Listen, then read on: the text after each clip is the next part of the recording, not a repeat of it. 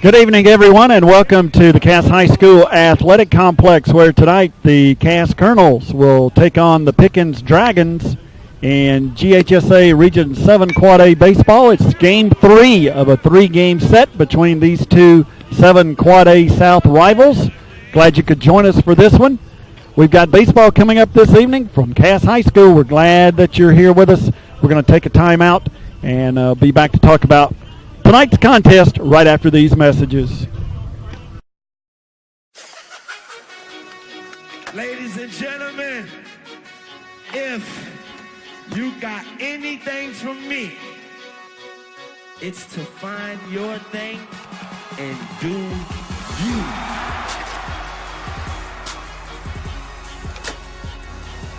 Because we all know it's not what you do, it's how you do.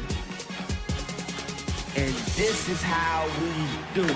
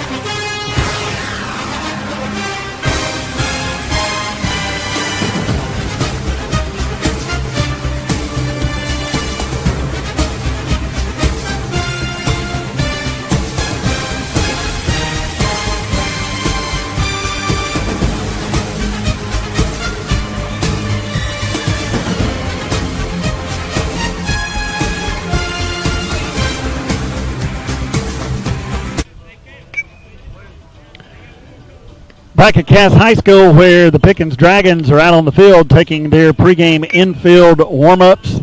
The Colonels have already taken their infield. These two teams split the first 2 games this week with the Colonels behind Dylan Williams' 15 strikeout effort, winning 7-1 in Game 1 on Tuesday evening. And then on Wednesday night up in Jasper, it was Pickens behind a strong pitching performance by Eric Justice that shut down the Colonels offensively, and Pickens won that one by a score of 3-2. So these two come in here 1-1 in this 3-game series.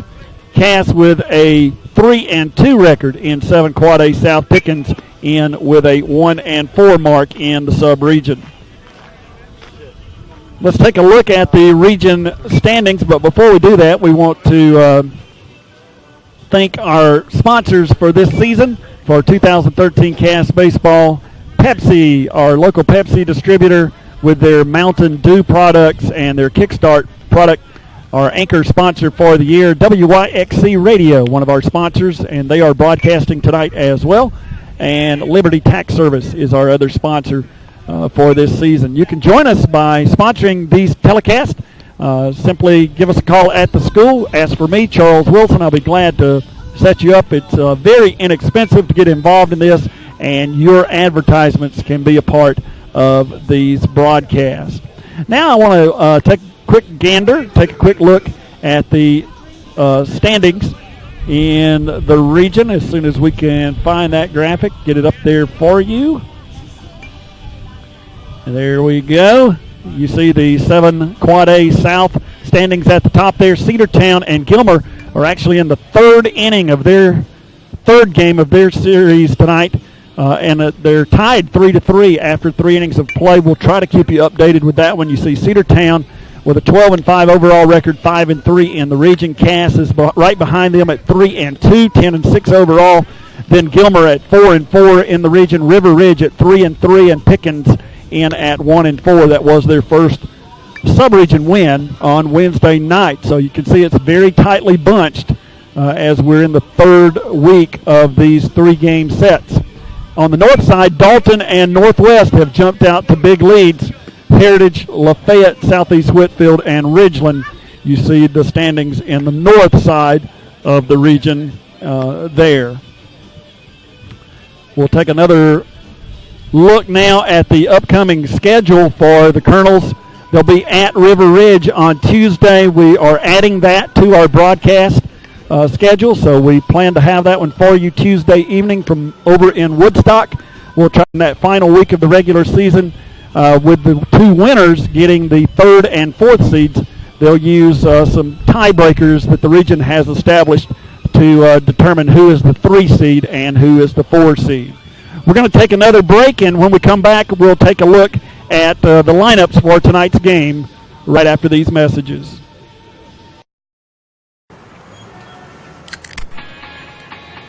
Now when the sun come up, I'll be there to say what up in the morning, perfectly at peace, so I move along a bit higher. I'll be up a bit away, cause they gon' judge me anyway, so whatever. I'll be up a bit away.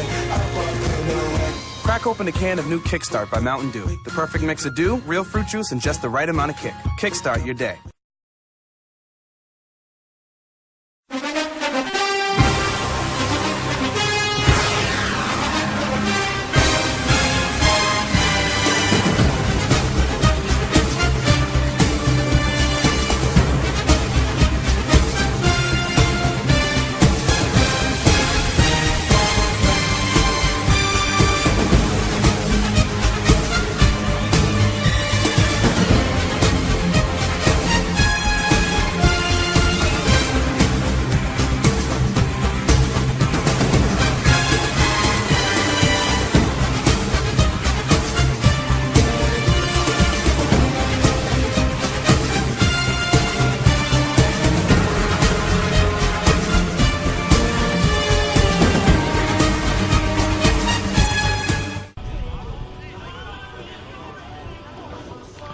Back at Cass High School, where the 2 head coaches are out on the field. Coach Jason Nunn of Pickens and Coach Adam Williams of the Colonels, meeting with the home plate umpires, exchanging the lineup cards and going over the ground rules for tonight's game here at Cass High School. Let's take a look at the lineup for the Pickens Dragons. As we look at their defensive alignment, we'll go through their batting order. Eric Justice, the third baseman, will lead it off, followed by the left fielder, Zach Herman. Hitting in the 3 spot will be Dylan Childers, the center fielder. He will be followed by Dylan Clark, who plays second base. Hitting in the 5 spot will be the designated hitter, Taylor Logan. He will hit for the pitcher, Chandler Cope. In the 6th spot, Jesse Decker will play first base. Hitting 7th will be the right fielder, Colton Prather. And at shortstop, hitting 8th will be Brian Morris. And hitting in the 9th spot and catching tonight will be Kerry Cunningham. The teams that are being asked to come out on the field and line up for tonight's national anthem. So we'll take this break, and we'll be back with tonight's contest right after these messages.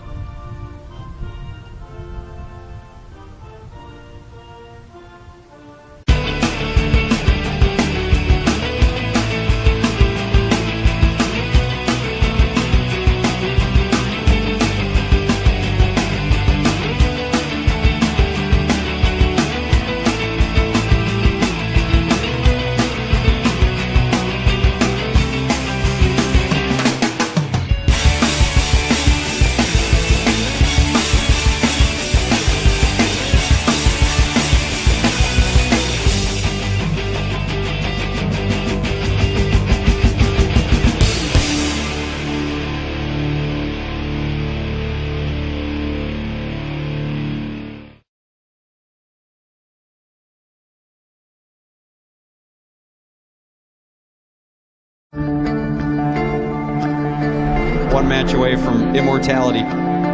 This is a total team effort. We're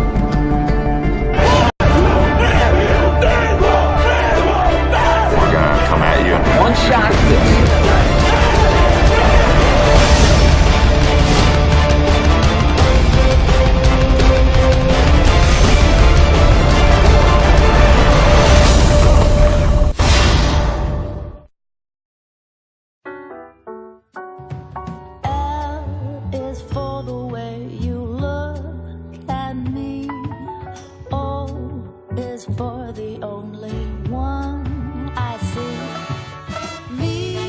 Will be over in right field. At third base, Hunter Southern. Sam Ayers will be at shortstop. Matt Brown at second base. Dylan Williams will be at first base. The catcher tonight will be Sam Russell. And on the mound for the Colonels will be the senior right-hander, Chaz Wilson, who's out there taking his warm-up tosses. And we're getting started just a little bit early. This was scheduled for a 7:30 start, and we're about 7 or 8 minutes ahead of schedule, but that's just fine with me because as this sun goes down, with temperatures in the upper 50s, it's going to get a little chilly out here. We've manned our position down near the backstop tonight, so we are glad you could join us for Cass High School baseball presented by our local Pepsi distributor, but presented by Mountain Dew.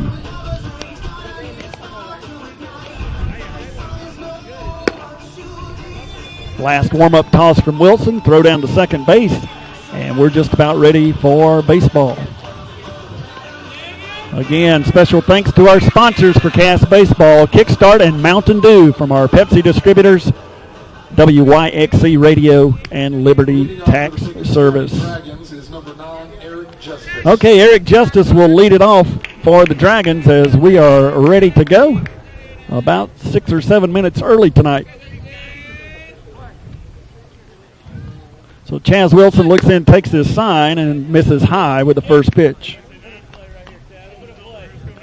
Justice in, hitting .302. He's playing third base tonight. He has 7 RBI on the year, and he has hit 1 home run. Next pitch from Wilson is a strike at the knees. Beautiful sunshine after really a day and a half of rain. Game 2 of this series was played in really chilly temperatures and some spitting rain up in Jasper. Next pitch from Wilson is fouled back against the screen. Very close to our broadcast position here.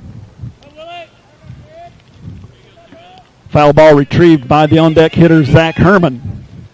Next pitch from Wilson is up and in. So the count has gone to 2-2.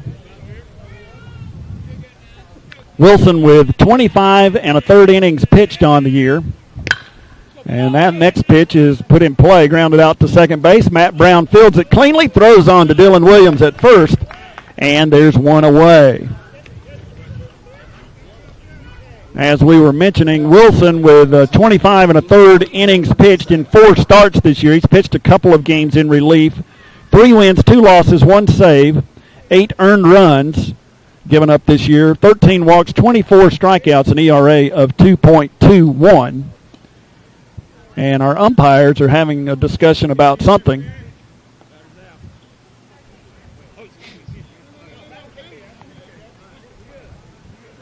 And they're going to call an interference play, apparently. So we're not going to have an out on that first play. I was busy giving you the statistics on the year, and in the meantime, our umpires got together and said we had a catcher's interference on that play.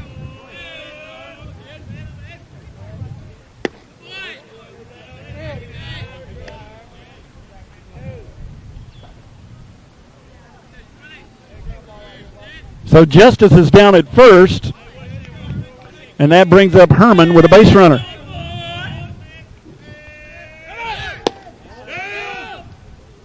Batter squares, and Justice still second. The throw from Sam Russell was well behind the shortstop Ayers, who had gone over to cover, made it out in the center field, but Etheridge is there to back up the play, but it is a stolen base. things down.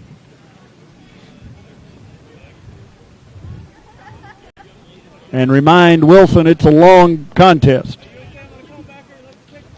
Now batting for the Dragons, number 1, Dylan Childers, the center fielder, hitting .327 with 8 RBI, steps in. He's 0 for 6 in this series with 4 strikeouts. So Pickens off to a good start here. 2 base runners and nobody out. Curveball from Wilson is in there for a strike. Dylan Clark, the second baseman, who is probably their best hitter, waits on deck.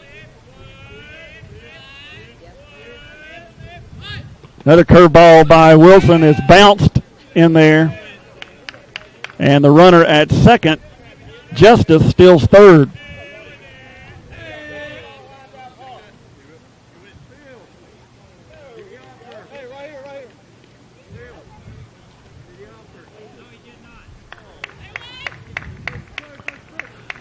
So they ask if the batter offered on that pitch, and the field umpire says no. Of course, he was running over to umpire the play at third. I'm not sure he could have seen that. So the count is even at 1-1. Wilson working from the stretch, fires a fastball. They cut it off, and they've got him in a pickle. Throw back to third, and it's mishandled, and now the runner's going to break for home, and he's going to make it. And the other runner makes it to third. So the throwing error, after they had him in the rundown, allows a run to score, and the other runner makes it all the way to third on the play. So they had that runner picked off, but then threw it away and allowed a run to score.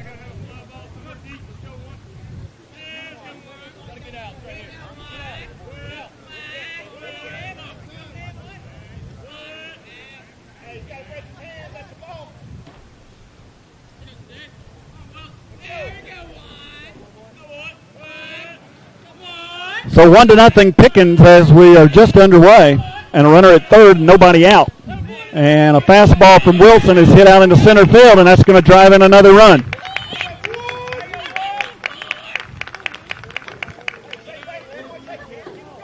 So a little soft line drive out into center field, and the Dragons are up 2-0, and still nobody out. That's their first hit.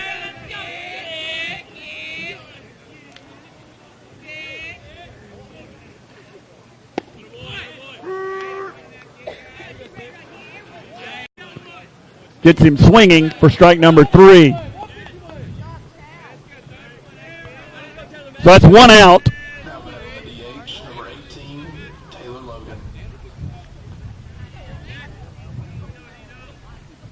As Taylor Logan, the designated hitter, steps in.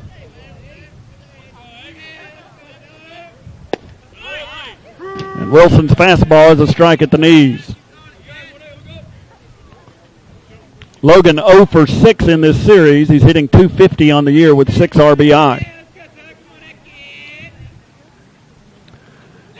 Wilson working from the stretch. Childers takes his lead down at first, and Wilson puts a fastball by him.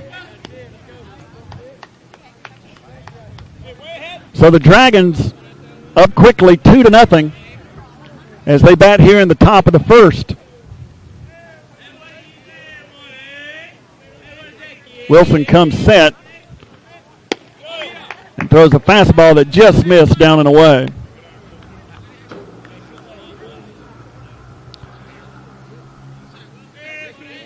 So the Colonels have committed a couple of errors here in the early going. And Wilson just picked off the runner at first.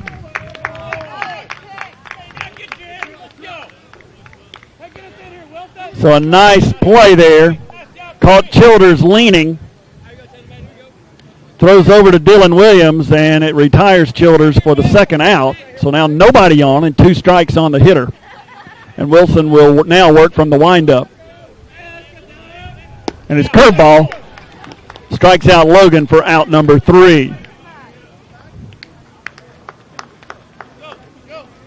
So the Dragons come up with a couple of runs on one hit. There were 2 errors, nobody left. We played a half inning. It's Pickens 2 and the Colonels coming to the plate.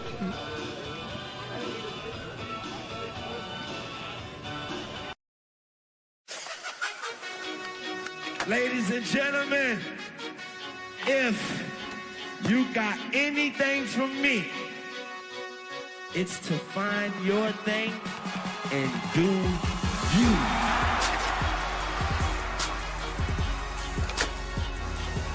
Because we all know it's not what you do, it's how you do. And this is how we do.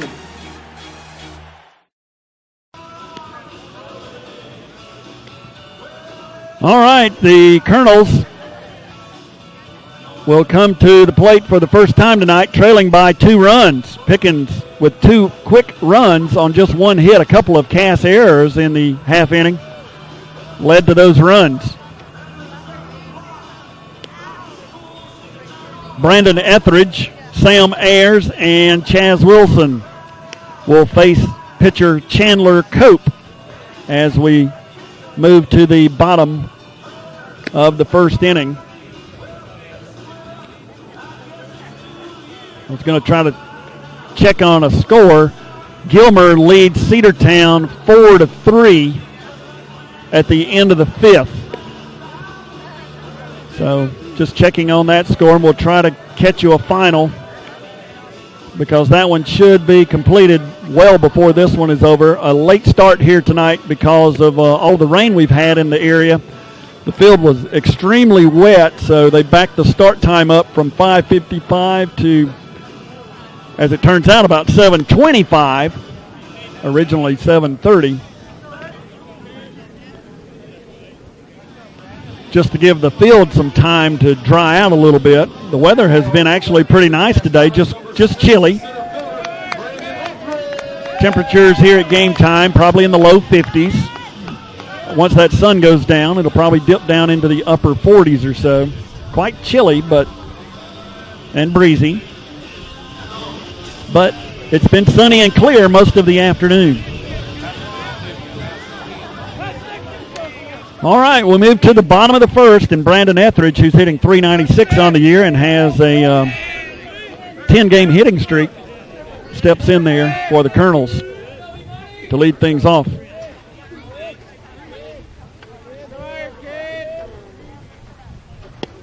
And the first pitch from Chandler Cope misses down and in. Etheridge has scored 20 runs on the year. He has 11 stolen bases. So he's done a good job for the Colonels in that leadoff position and hitting near 400. He's been on base a lot. He's actually had 6 multi-hit games. But he pops that one up back behind the second baseman. The right fielder's calling for it. That's Colton Prather, and he makes the catch for out number 1.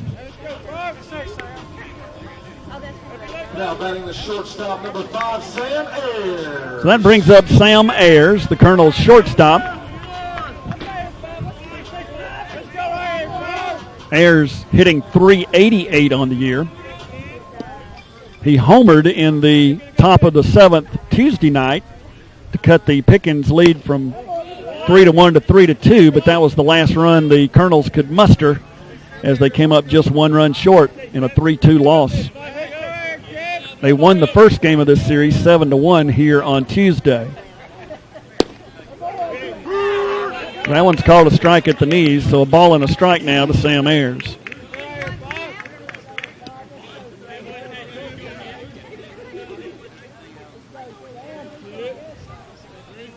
Curveball, stayed outside. They asked for help, and they say no, he did not swing.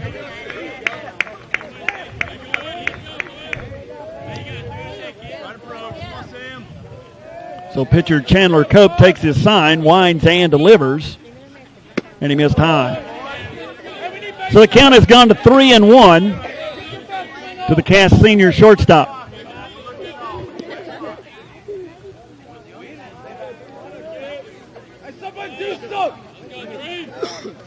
3-1 pitch is high again for ball 4. So the Colonels have a base runner with 1 out in the inning. Sam Ayers makes his way down to first, and that will bring up the Colonels pitcher tonight, Chaz Wilson. Wilson hitting .490 on the year and has hit safely in 15 of the Colonels' 16 games. The one game he did not hit safely, the last game we played up at Pickens. First pitch to Wilson is a fly ball in foul territory. Right fielder Prather chases it, but he can't get to it. So it falls as a foul ball over beyond the Cass dugout. A lot of foul territory in this ballpark. But Prather unable to get to that one. Wilson steps back in to face Chandler Cope, who comes set and missed outside and high. Ayers is stealing on the play, and he's going to be thrown out.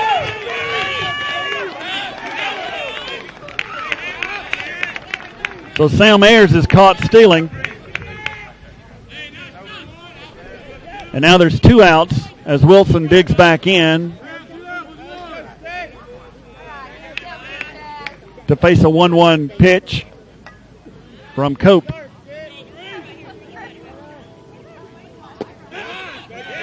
And it stayed inside. So the count has gone to 2-1 to the Cass senior pitcher. Wilson catches in the contest when he's not pitching.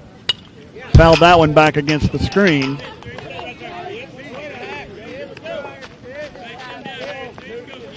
So 2 strikes now, 2 balls, 2 strikes, 2 out in the inning. Pickens with 2 runs in the top of the first on a couple of Cass errors and 1 hit. Cass had a base runner when Sam Ayers walked, but he was thrown out stealing second. And Wilson hits a ground ball back through the middle, fielded out there, from his knees, throws across, and not in time.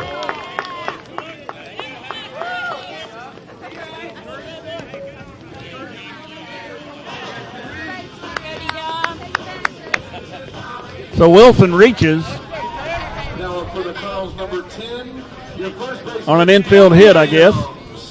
I was trying to watch the scoreboard to see how they scored it.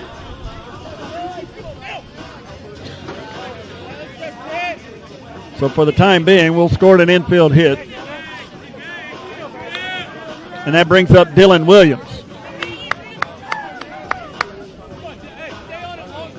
Williams hitting .357 on the year with 9 RBI. Caleb Black is in as a courtesy runner for the pitcher Wilson. He takes his lead down at first. They throw over, and he's back safely.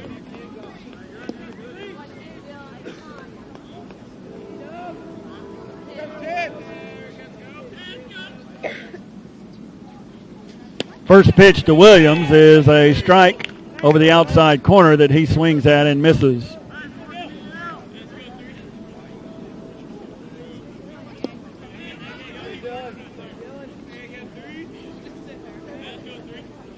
Cope looks in for his sign.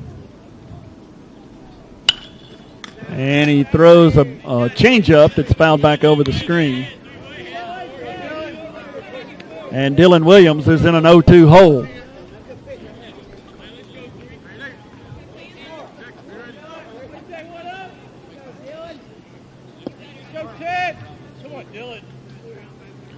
So Cope looks in for his sign once again. Checks the runner briefly. And missed high with a fastball.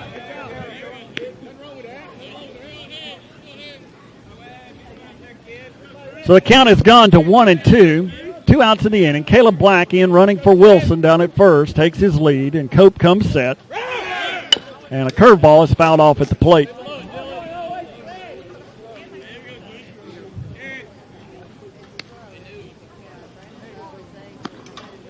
So Caleb Black, who was off on the pitch, returns to first base. And Dylan Williams will dig back in as soon as our home plate umpire cleans off his plate. Cass Baseball presented by Mountain Dew. Pickens has taken a 2-0 lead here in the first inning. Cass batting in the bottom of the first. Fastball again to Dylan Williams, fouled back against the screen.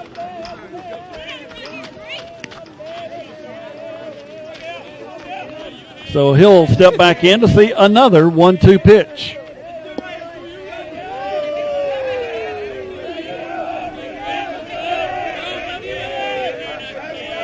Cope takes his sign, comes set. And a curveball is swung on and missed for out number 3. So the Colonels failed to score in their half of the inning. They did have a hit in the inning. They leave one runner. We've played one inning, and your score is Pickens 2, Cass 0.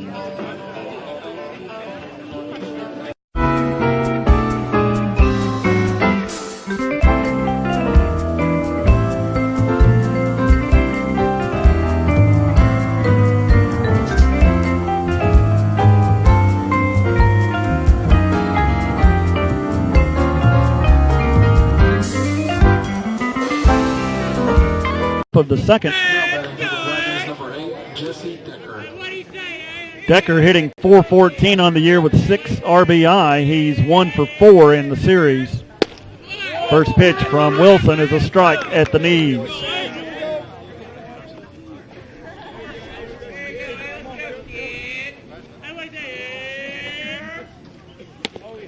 And that one missed outside. Got away from the catcher. Back to the screen.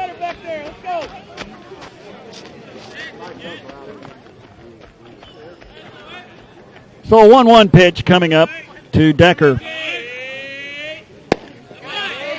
And it stayed low.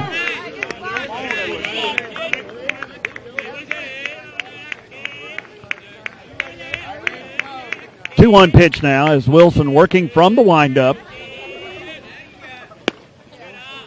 And that one missed outside.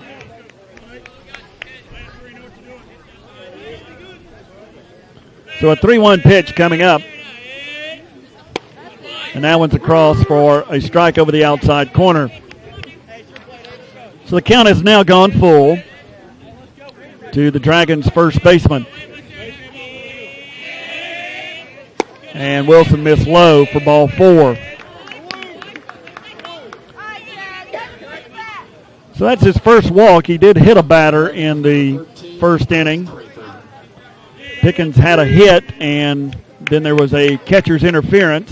There was also a throwing error on a play where they had a runner picked off. They later picked off a runner, and Wilson struck out 2 to get out of that inning.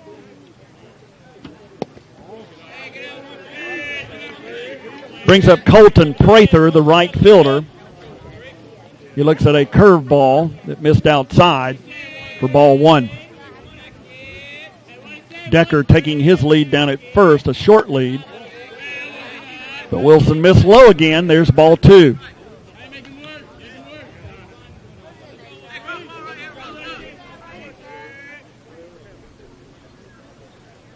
.20 pitch from Wilson is again low.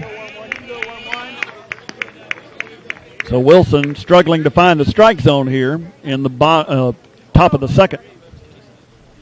Count has gone to 3-0. He comes set.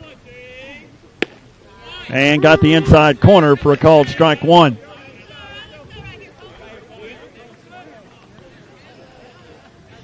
Prather hitting .278 with 4 RBI. He's had a good series. He's 2 for 6. Fouled that one over the screen toward the first base side. So 2 batters in the inning, and they've both gone to a full count.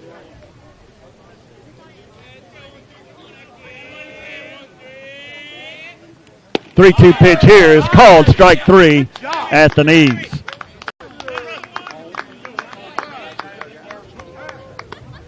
So there's the first out of the inning, and it will bring up the shortstop, Brian Morris.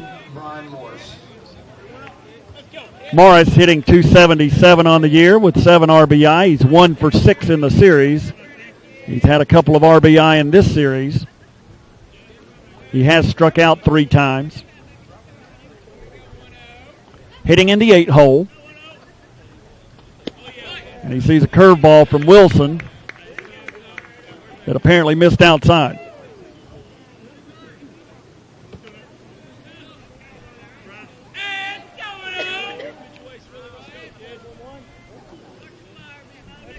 Decker taking his lead down at first. He walked earlier in the inning.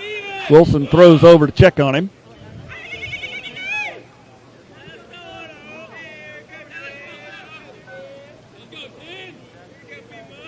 Takes his sign now, comes set. And missed low and inside.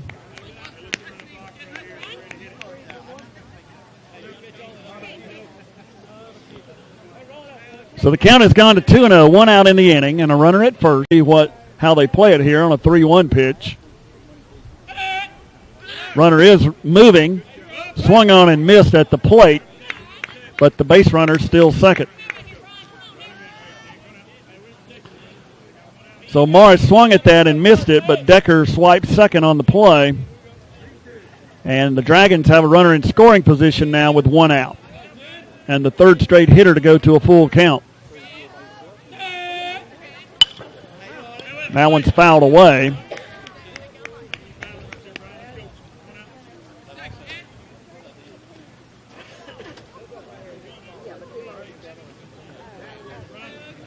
So we'll see another 3-2 pitch. And the delivery from Wilson is lined out towards center field, and it's going to be in for a hit. Brandon Etheridge comes up with it on a couple of hops and gets it back into the infield. So Pickens will have runners at the corners with just 1 out. Their second hit.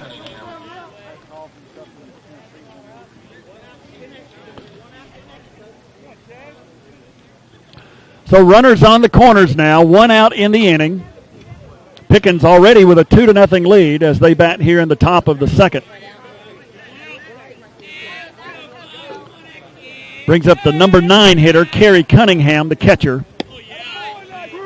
And he gets a curveball down the middle for a strike.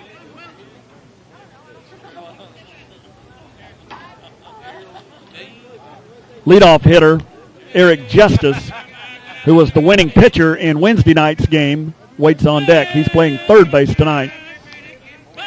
Wilson fakes toward third, then checks on the runner at first just to see what they're doing on the 1st and 3rd situation. Nothing was happening. So he comes set again. And his curveball is bunted down the 3rd base line, and it's going to trickle foul for strike number 2.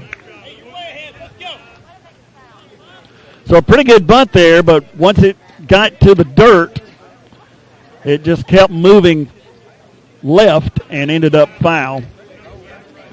So it's strike 2.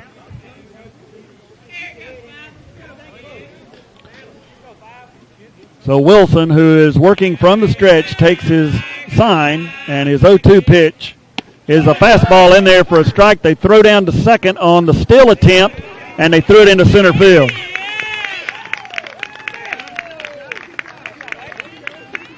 So it's a stolen base, but the ball got away into center field, and that'll be another error and lead to the 3rd Pickens run.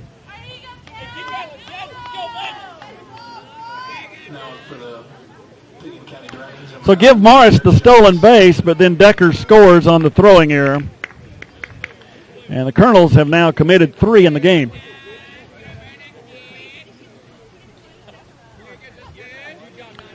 So Morris stands down at second now as Eric Justice steps in, and the first pitch to him is hit deep into right field.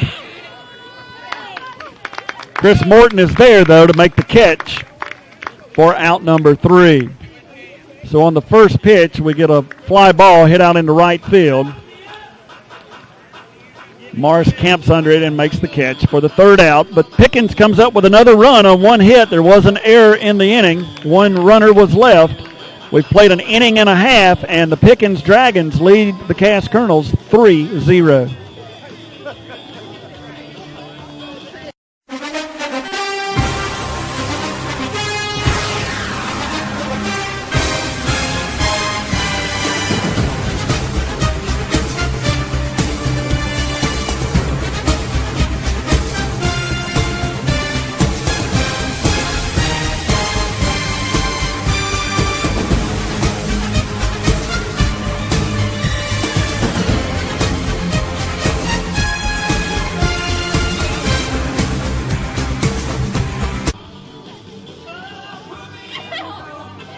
back at Cass High School, where Chandler Cope, starting pitcher for the Pickens Dragons.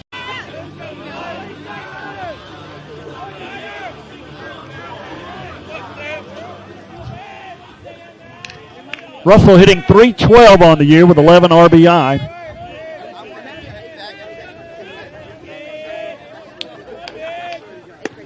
Stands in and takes the first pitch outside for a ball.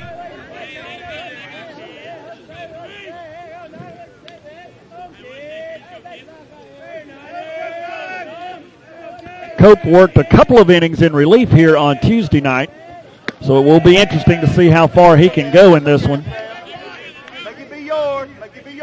I don't have his pitch count from Tuesday night available in front of me, but I know he worked a couple of innings in relief in the 7-1 loss to the Colonels.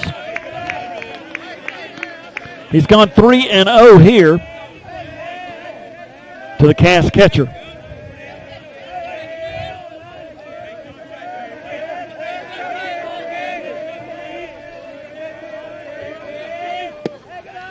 And there's a strike at the knees on the old automatic.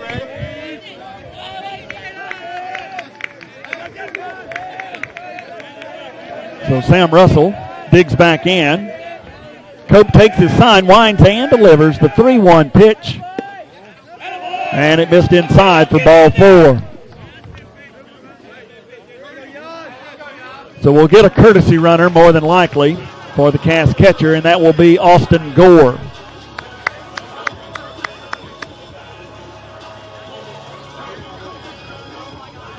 And we're also going to get a visit to the mound by Coach Jason Nunn.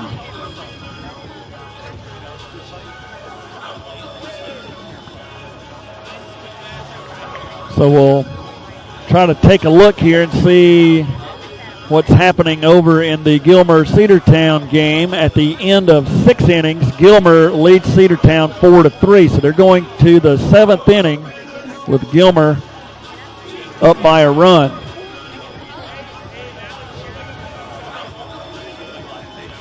Home plate umpire started to walk out there, but the meeting on the mound breaks up. Coach Adam Williams took advantage of that situation to have a chat with his hitter, Alex Yoslin, who steps in, the designated hitter tonight. He's hitting .240 on the year. Austin Gore takes his lead down at first. And the first pitch from Yoslin's hit in the air out to center field, but right at Childers for out number 1.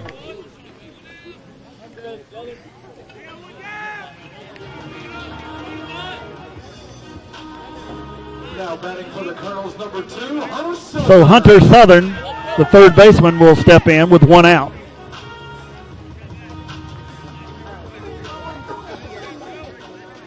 Cass Baseball presented by Mountain Dew. We're in the bottom of the 2nd at Cass High School. They throw over to check on Gore. He dives back in safely.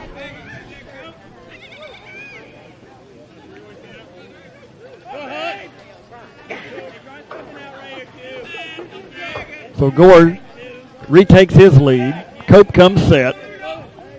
And the pitch to Southern missed inside.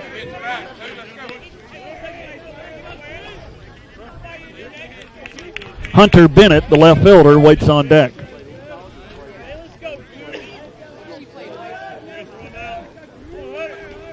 So Cope working from the stretch, takes his sign, and fires a fastball right through there for strike number 1.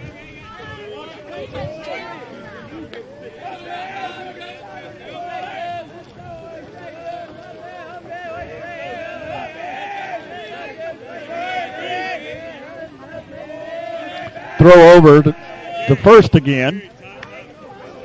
Gore gets back in there safely.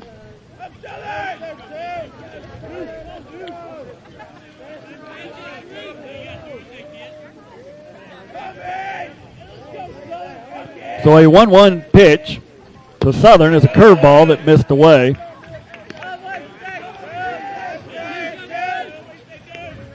And the count has now gone to 2-1.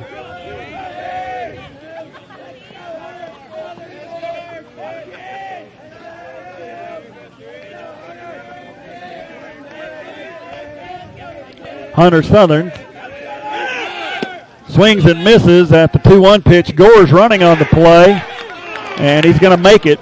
The throw beat him there, but it was on the second base side, and when Gore slid in, the ball got away from the shortstop, Morris, who was covering, and Gore slides in safely.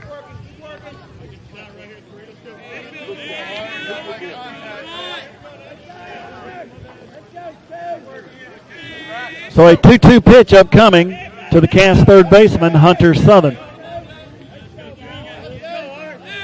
Runner now in scoring position. Slow curveball, throws him for strike 3.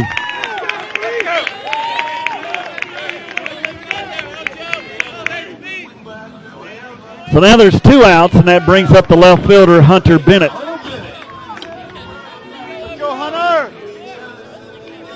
Bennett hitting .273 on the year, starting in left field tonight.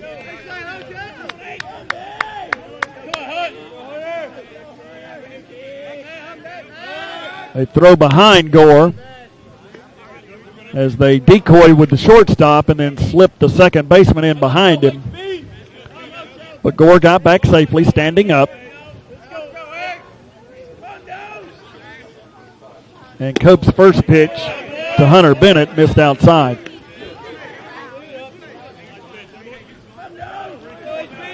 So the Colonels trail 3-0 here in the second. It is early. But of course that's a big run standing out there at second if they could produce it.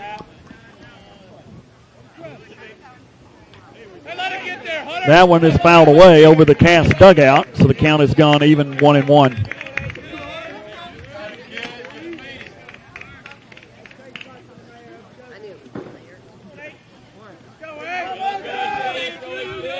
Chandler Cope, who was our starting pitcher, looks in for his sign.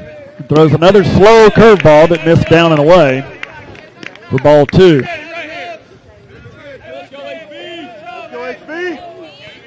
So the count has gone to 2-1. There are 2 outs in the inning. Gore takes his lead at second, and they chase him back. He's out there running for catcher Sam Russell, who walked earlier in the inning.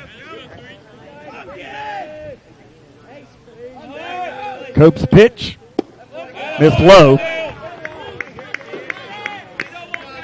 So the count has gone to 3-1. Right fielder Chris Morton waits on deck.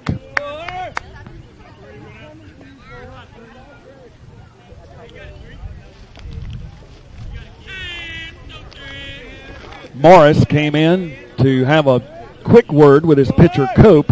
Now he gets back to his position.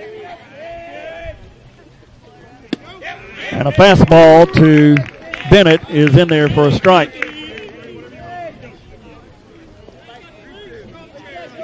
So the count has gone full now to the Cass left fielder.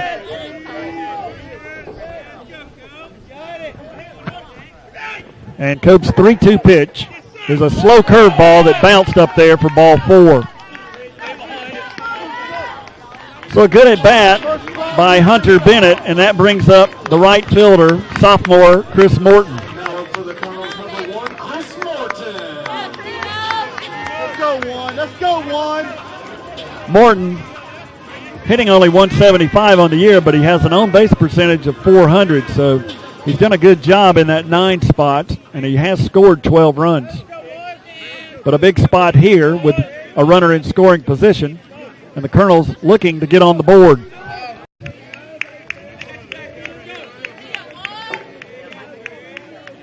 Cope comes set, takes his sign, and delivers wide for ball 3.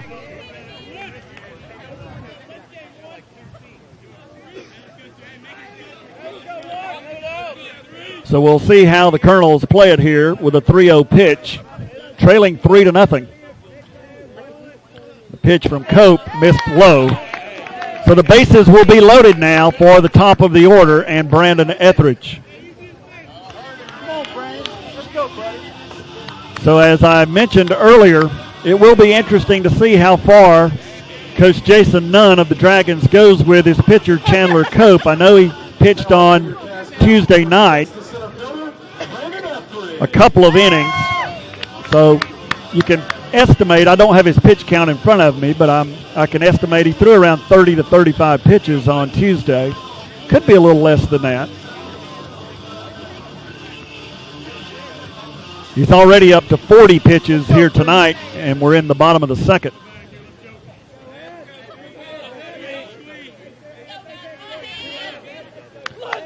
But there is no one throwing in the Pickens bullpen at this point. Brandon Etheridge digs in. And the first pitch to Etheridge missed low and inside for ball one. So Cope having a little trouble here finding the strike zone. He's walked 4 now, struck out 2. And Etheridge just drilled it towards center field. It's going to be over his head and out of here for a grand slam.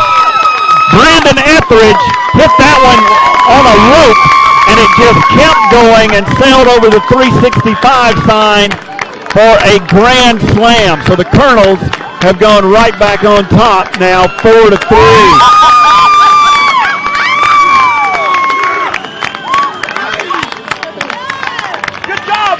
That was a line drive home run.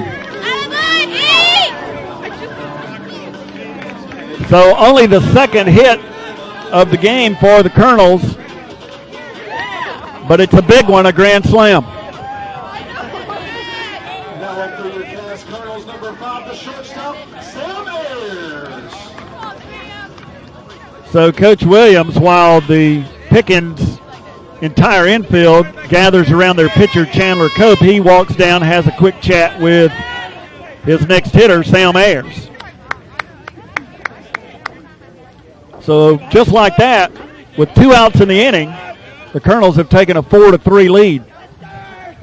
Ayers bunts it, pops it up in the air. It's going to land in front of the third baseman, and he can't come up with it cleanly, so there's another hit.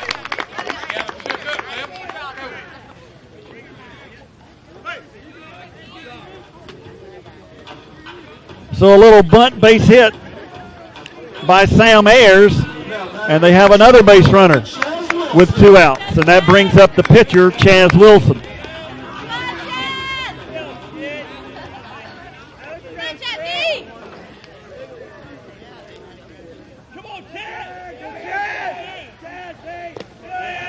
First pitch bounced up there, and Ayers took advantage of it to move up to second base.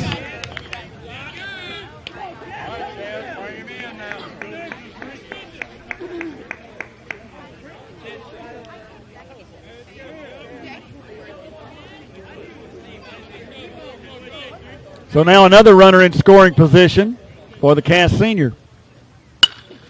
And he popped it straight up back toward the screen, and it's going to make it out of play, foul, for strike number 1.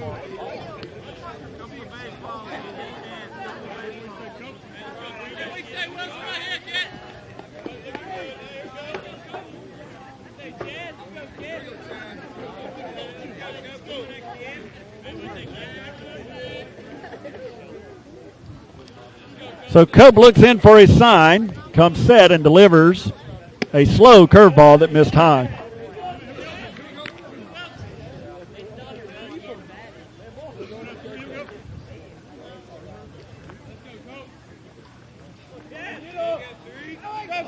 So a 2-1 pitch now upcoming to Wilson. And he popped it up in the air out toward left field. Left fielder went back, now comes back in and missed it. Wilson is digging toward second, and he'll make it on the 2-base error. The left fielder was fooled by that one. He broke back and then came back in and failed to make the catch, so another run scores. So Wilson reaches on the error. Now up through the cast, Colonels number 10, your first baseman, John Williams. Keep it going, Dylan. Got one out there, see him in. So that brings up Dylan Williams, the first baseman.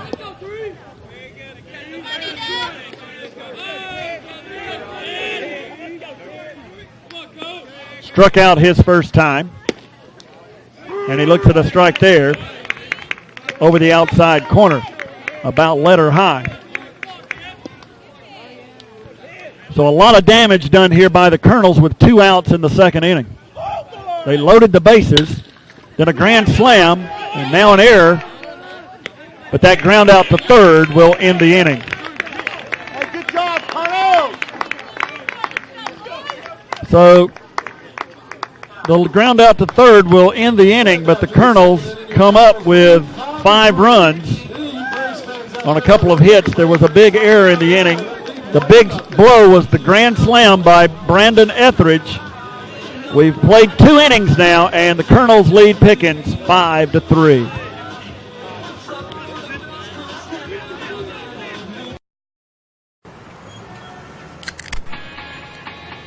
Now when the sun come up, I'll be there to say what up in the morning. Perfectly at peace, so I move along a bit higher. I'll be up a bit away, 'cause they gon' judge me anyway. So whatever, I'll be up a bit away. Crack open a can of new Kickstart by Mountain Dew. The perfect mix of dew, real fruit juice, and just the right amount of kick. Kickstart your day. Back at Cass High School, some new life for the Colonels. They had fallen behind 3-0 on actually 3 errors and a couple of hits. The Dragons had taken a 3-0 lead, but the Colonels loaded the bases with 2 outs, and then Brandon Etheridge hit a grand slam. Then Pickens made an error on a fly ball to left field, allowed another run to score, so the Colonels are up 5-3 as we go to the third. So some new life for the Colonels. And the first pitch to the left fielder, Herman, is in there for a called strike. And he takes a timeout.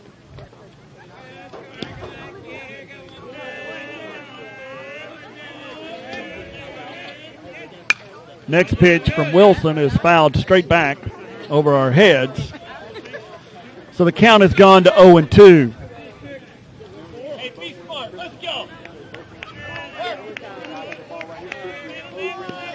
0-2 pitch from Wilson. Curveball. Foul tipped at the plate. So the count has gone, or will remain 0-2.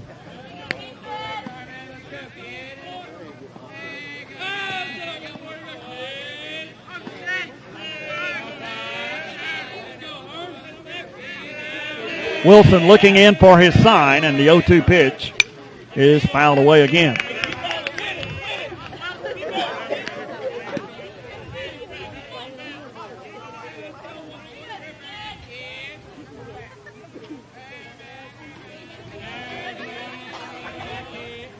Curveball got away from Wilson again, had no snap to it, and it hit the batter.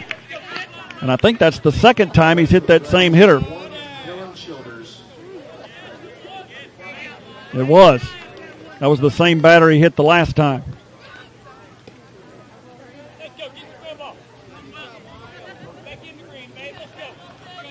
So Wilson ahead 0-2, hits the batter. And now we'll work from the stretch and face the center fielder, Dylan Childers. Missed high for a ball.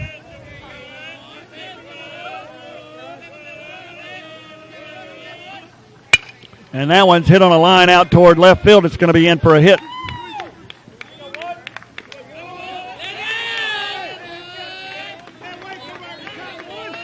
So Childers just kind of loops it into left field. So the Dragons in business again here in the top of the third.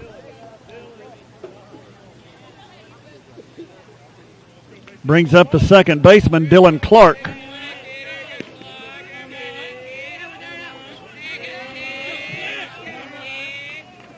Squares to bunt and takes it high for a ball.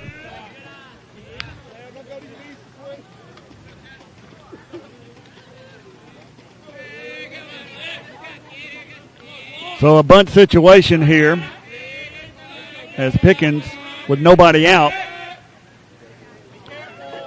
trailing by 2, looking to move those runners into scoring position.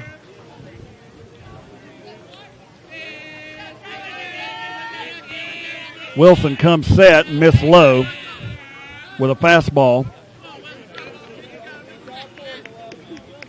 So the count's at 2-0.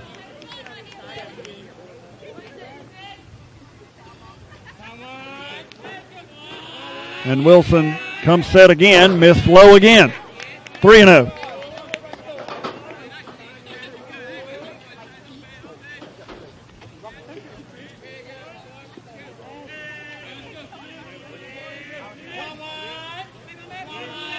Pitch. Low again for ball 4. So Pickens has loaded the bases. Nobody out as they hit here in the top of the third, and we're going to see the pitching coach again, Kyle Clayton.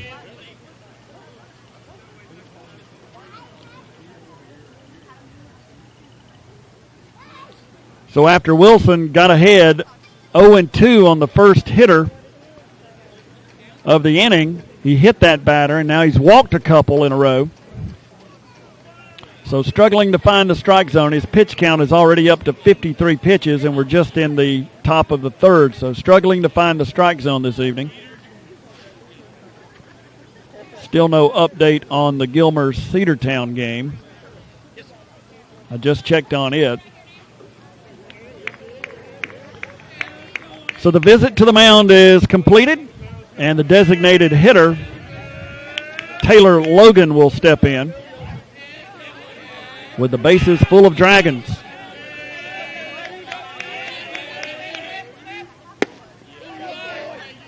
Wilson throws a fastball right by him for strike number 1.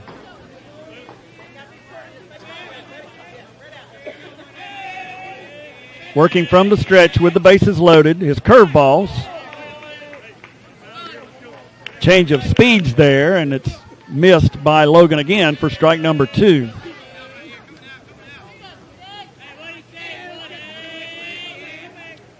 And another curveball that just missed. That looked good. Good pitch, 11. Good pitch. So the count's at 1-2. Bases loaded. Nobody out. Wilson having a tough time spotting his fastball. Missed low again. His misses have been low, but the count has gone to 2-2. And he missed again. Still in that same spot.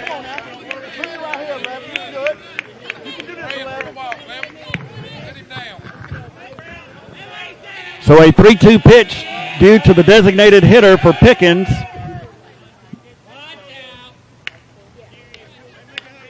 But not yet. They're going to check on the runner. Nothing doing, so Ayers back in position. Wilson comes set, and his 3-2 pitch to Logan is hit on the ground up the middle. Ayers flips it to second and in time for the out. So a bang-bang play down at second base. Ayers flipped it to Brown. They get the force play at second.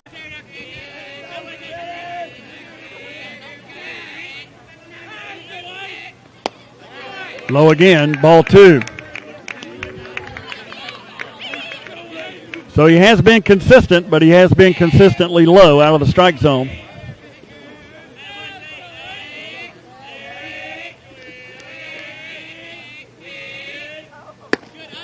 Until that one, he missed high.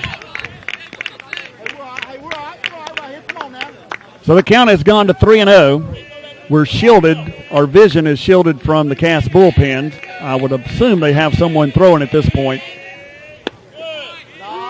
Wilson comes back with a fastball for a strike, about belt high. We're in the top of the third. It's 5-4. Cass leading Pickens.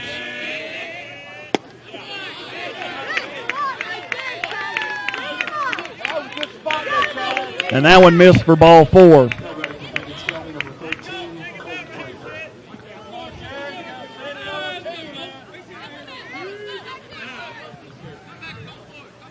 So we get a timeout called here as Coach Jason Nunn is going to have a word with the home plate umpire. They may be making some kind of change here with a runner, but I'm not real sure what's going on there. Okay, they are going to get a courtesy runner down there. Gregory will come in to run at second base. Now at the fifth run, number 2, Cameron Gregory. So Wilson comes set with the bases loaded and 1 out now, and the first pitch is inside for a ball.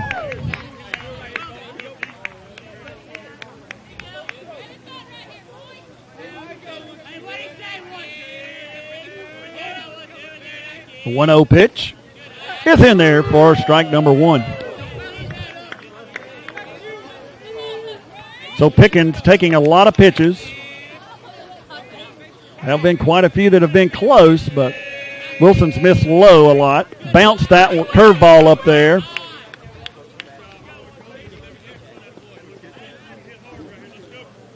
So he's had a difficult time finding the strike zone, as did Chandler Cope in the last half inning for Pickens. So a tight strike zone both ways in this one. Fastball is fouled away, back over the screen. So our count has gone to 2-2. As Prather hits here with the bases loaded. Another fastball from Wilson fouled away.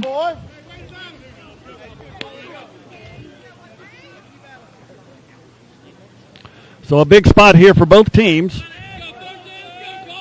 with the bases loaded here in the top of the third. Wilson's curveball is dribbled out toward third. Southern throws across to first and gets the second out of the inning, but the score is now tied.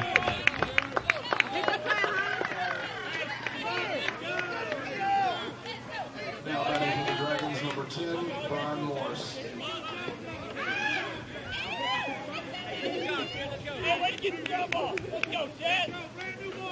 So Pickens has tied it 5-5, but there's now 2 outs in the inning. Runners at second and third. And it brings up Brian Morris, the shortstop.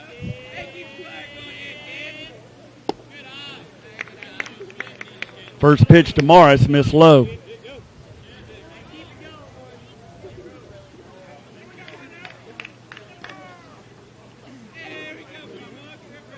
Wilson working from the stretch, looks in, takes his sign, and missed down and away.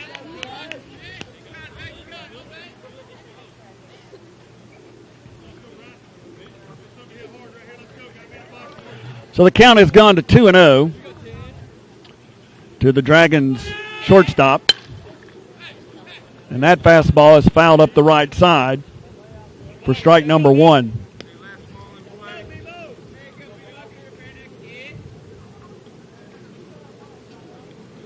Morris lined into center field for a hit his first time up. He's 2 for 7 in this series. Wilson threw that fastball by him.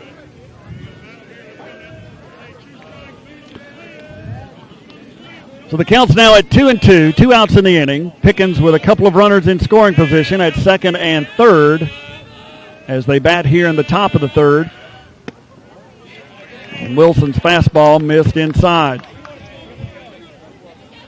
So yet another full count to a Dragons hitter, and a payoff pitch due to Brian Morris. And he hit it off Wilson's glove, fielded by the second baseman Brown. He throws on to first, and the Colonels escape further damage.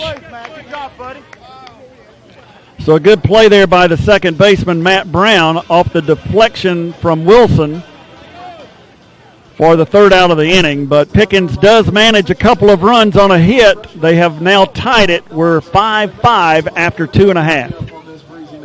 Go check out the refreshment stand and support your Cast Iron baseball team.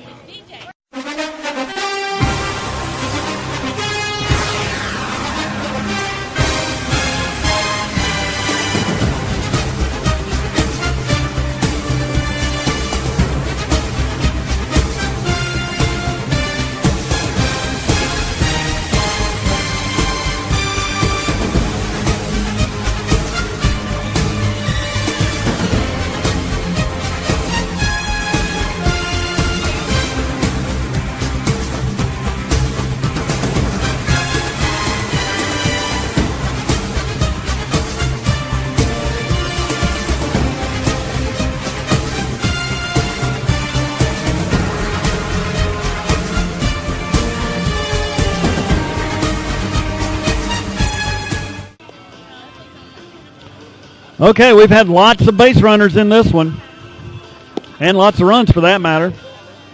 5 from each team as the Colonels will hit here in their half of the third inning. We're 5-5. Cass will send catcher Sam Russell, designated hitter Alex Yoslin, and third baseman Hunter Southern to the plate here in the bottom of the third against starting pitcher for Pickens, Chandler Cope. Now batting for your Cass Colonels, the catcher number 9, Sam Russell.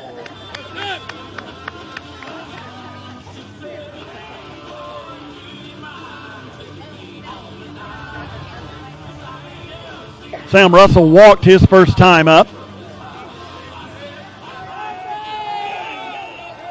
Takes a deep breath and steps in the box.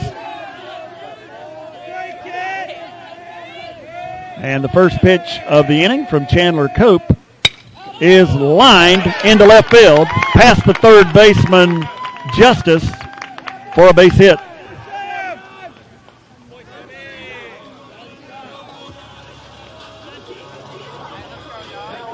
So we'll get a runner, courtesy runner, and it'll be Gore again to run for the catcher Russell.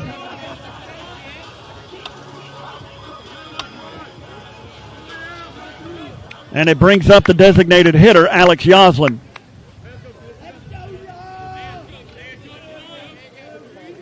Yoslin hitting in the 6th hole tonight.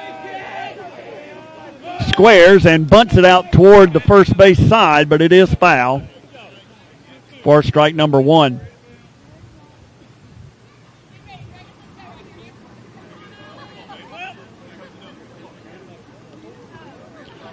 So Austin Gore, the courtesy runner for Sam Russell, returns to first. Chandler Cope, working from the stretch, throws over there, and Gore's back safely.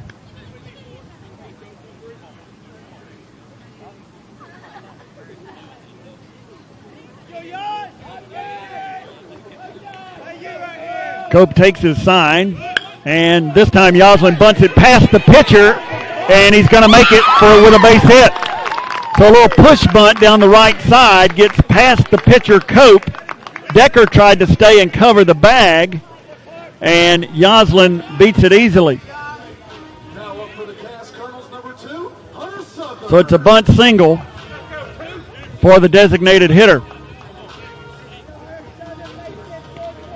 And the Colonels have a little something going here in their half of the third. Nobody out and a couple of base runners for Hunter Southern.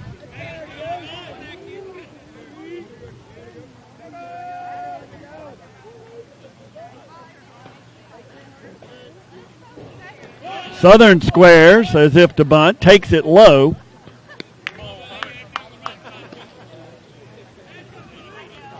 Glad you could join us tonight for Cass Baseball, presented by Mountain Dew on the GHSA.TV portal and playonsports.com. It's game 3 of a 3-game set between the Dragons and Colonels.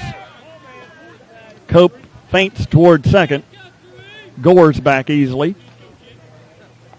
Cass won here Tuesday night 7-1 behind a 15 strikeout pitching performance by Dylan Williams. Southern squares again and takes it outside for a ball.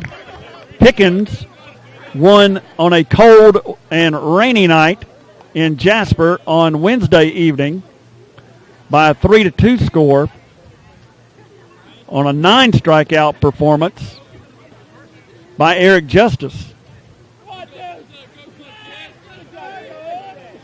Southern squares again, takes another pitch high.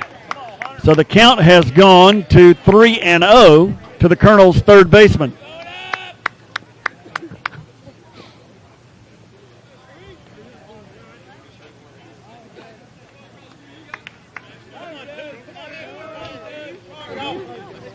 He squares again, and the old automatic is called a strike.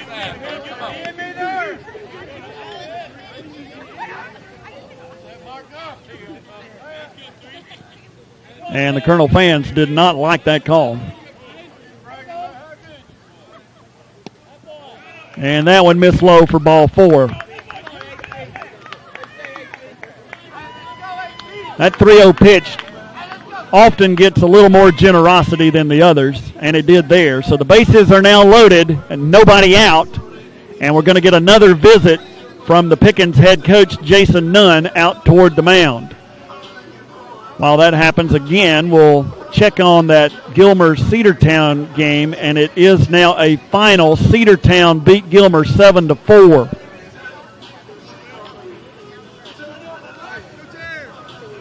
So Gilmer had a 4-3 lead in that one, but Cedartown came back to win it by a score of 7-4. And we're going to get some changes now for Pickens, so we're going to take a timeout. And we'll be back to tell you about those changes after these messages.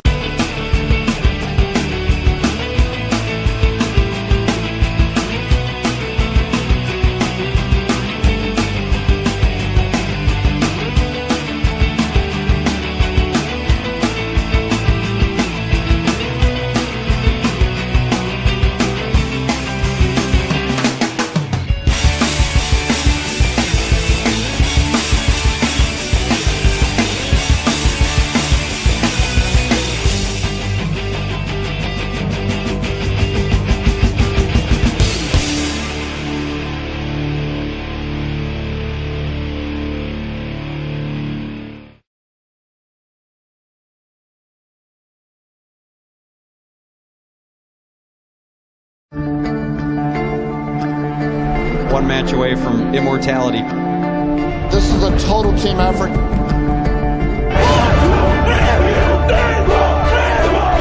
We're gonna come at you. One shot at this.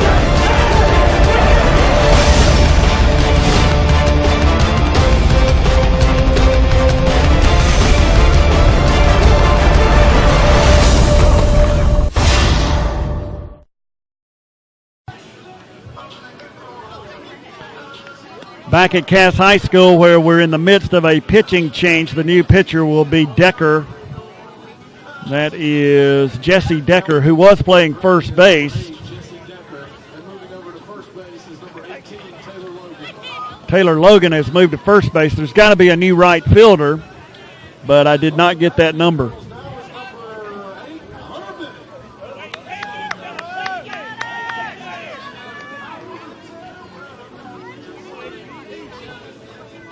So the bases are loaded for the Cass left fielder, Hunter Bennett, now facing Jesse Decker. Throw to the plate for the force is in time, and there is an out. Let's go, one. See a flat one, buddy. Come on, man. So they get a force at the plate on the ground ball out towards second for the first out of the inning.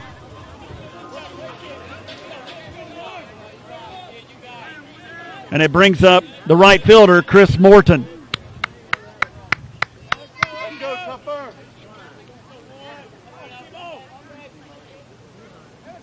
So Morton digs in there, and the first pitch is a strike at the knees.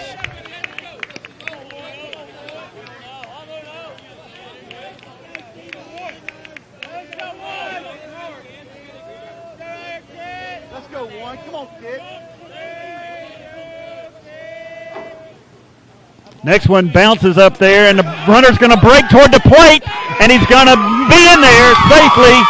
On the slide is Alex Yoslin. On a bang-bang play as the catcher tried to recover and make the tag, but Yoslin slides in safely. So the curveball bounced up there, got away slightly from the catcher Cunningham, and Yoslin broke quickly on the play and slides in safely to give play.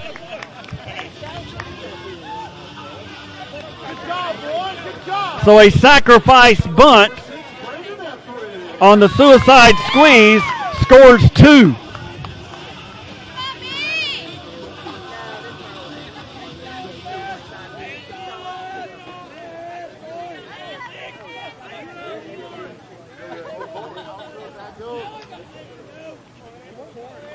And that brings up Brandon Etheridge.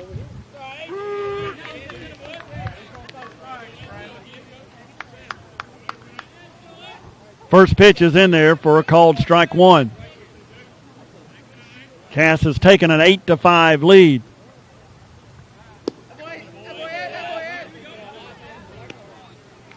But the next one misses low.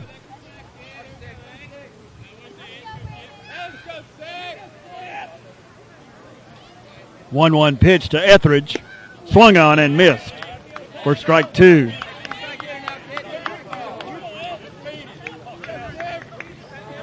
So Jesse Decker working a little quicker than Cope was working from the windup here. Tried to throw a breaking pitch that got away high. So the count has gone to 2-2.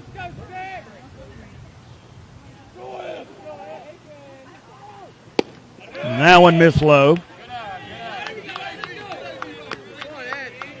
So the Cass center fielder and leadoff hitter will step back in there for a 3-2 pitch from reliever Jesse Decker. And he lined it right to the shortstop. One hopped in front of him. He picks it up, and he's not going to throw him out. So that'll be another infield hit.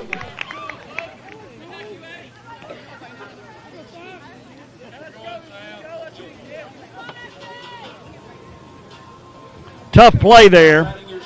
Short hopped and blocked up by the shortstop Morris, but he had no chance to get the speedy Etheridge, who beat it easily at first. Brings up Sam Ayers with 2 outs in the inning. Fastball missed inside. So Etheridge down at first with 2 outs in the inning, leads the team with 11 stolen bases on the year. They throw over to check on him. He's back safely.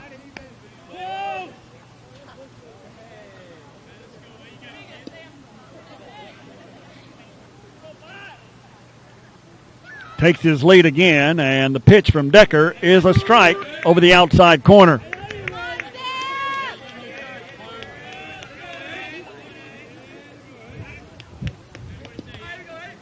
It looks like Chaz Wilson's night on the mound is through. He has his shin guards on as he waits on deck. Fastball to Ayers is called a strike at the knees, but Etheridge swipes second.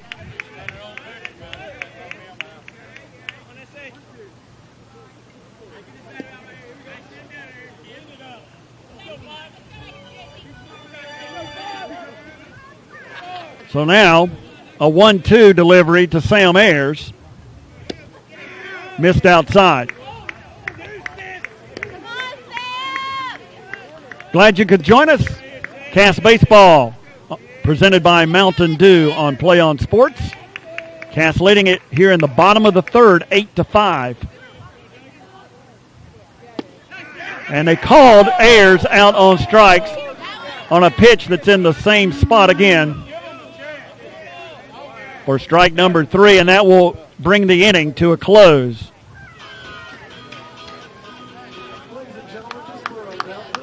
But the Colonels have taken an 8-5 lead as we move to the 4th inning.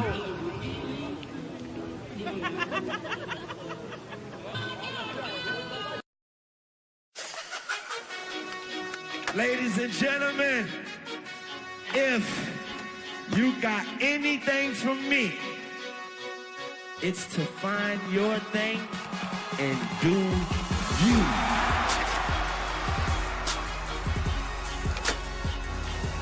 Because we all know it's not what you do, it's how you do. And this is how we do.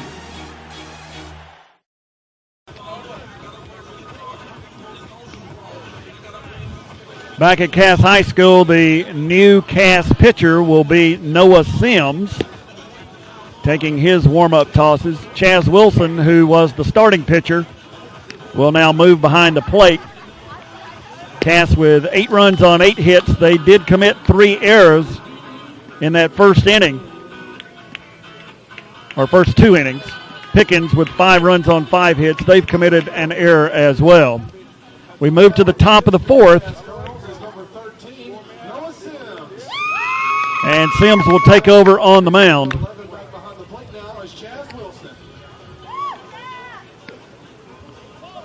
Bottom of the order due for Pickens, catcher Kerry Cunningham, and then he'll be followed by the leadoff hitter and third baseman Eric Justice and the left fielder Zach Herman as the Dragons bat here in the top of the 4th.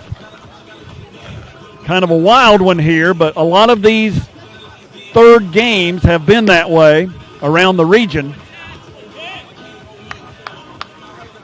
As all these teams in this region format play 3 games against the same team in 1 week, so you see the full extent of pitching staffs. And some of these game 3s have been quite interesting.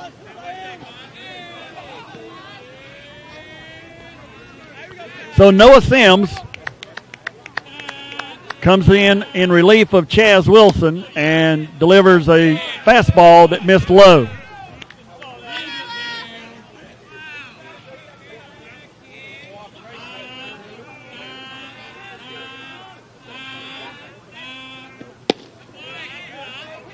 And another one missed low.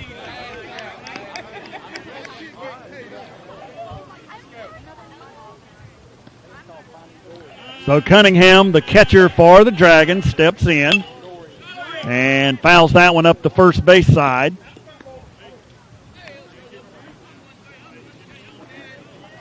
So the count goes to 2-1.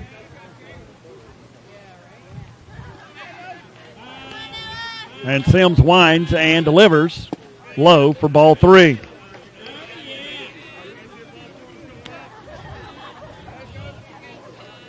Pickens has scored in every half inning. They scored 2 in the first, 1 in the second, 2 in the third. Cass with 5 in the second, 3 in the third, and lead it 8-5. Called strike over the inside edge.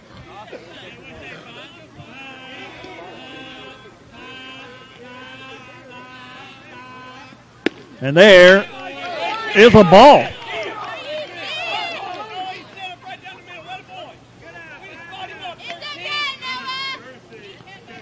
So we're going to get a courtesy runner now for Cunningham, who reaches on the walk.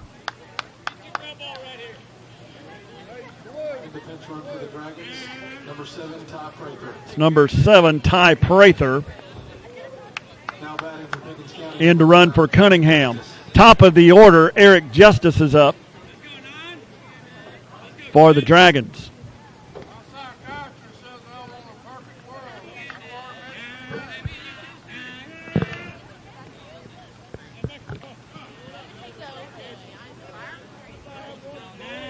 So now Justice will step in after the courtesy runner has been recorded by our home plate umpire. And the first pitch from Sims, a breaking pitch that missed high.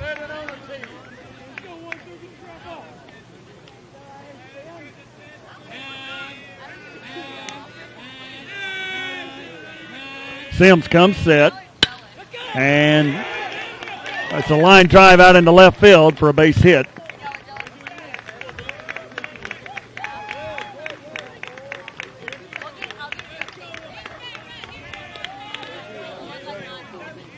So Pickens has something going again. And as we mentioned, they have scored in every half inning.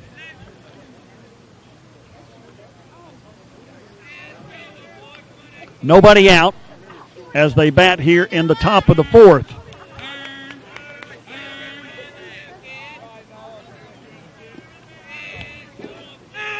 Brings up Zach Herman, the left fielder. First pitch missed high. Herman squared as if to bunt, but then took it high. It is a sacrifice situation.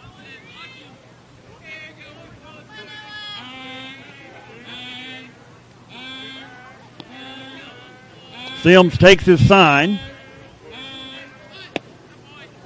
Batter squares and takes a strike at the knees. Good pitch, Noah. Good pitch. Keep it up, 1-3.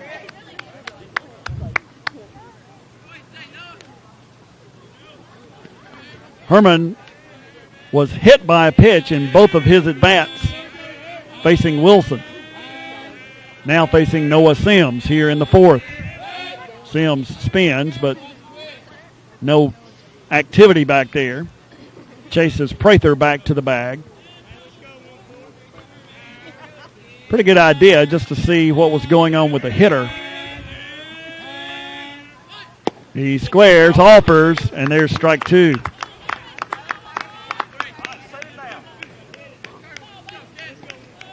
So the count to the left fielder for the Dragons, Zach Herman, has gone to 1-2. Nobody out in the inning. Pickens with runners at first and second. They trail by 3 runs here in the fourth. And a 1-2 pitch from Noah Sims is hit on the ground out towards Sam Ayers. He fields it, flips to second.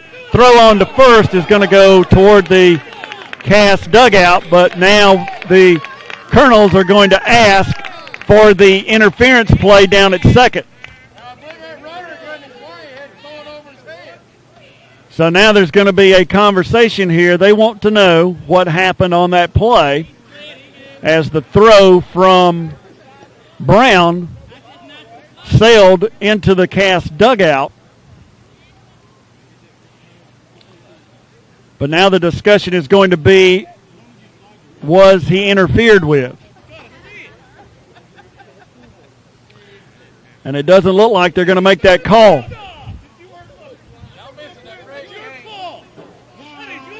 So the home plate umpire has explained that he did not see the play, much to the chagrin of Coach Adam Williams and the Cass dugout. So that's going to score a Pickens run.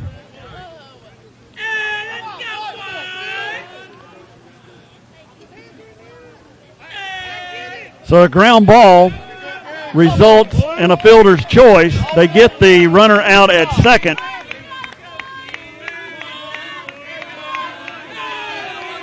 On the force play, but then the throwing error will score a run.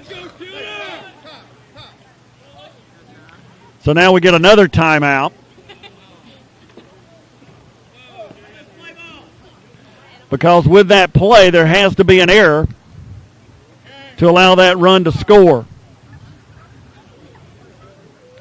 So that'll be the 4th error of the night on the Colonels. But now we're going to have another conversation.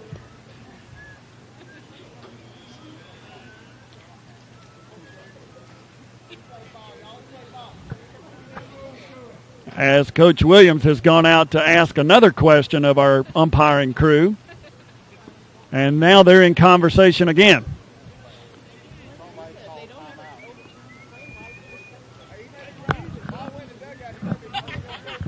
So meanwhile, Noah Sims will make a toss or two with Chaz Wilson, and I'm not sure what that was about.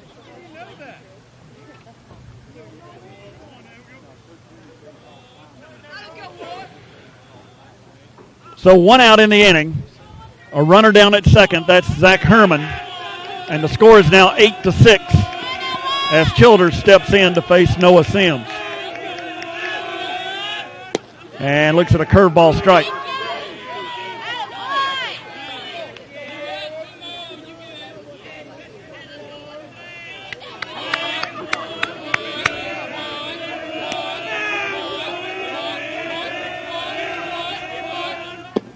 And the next pitch misses low.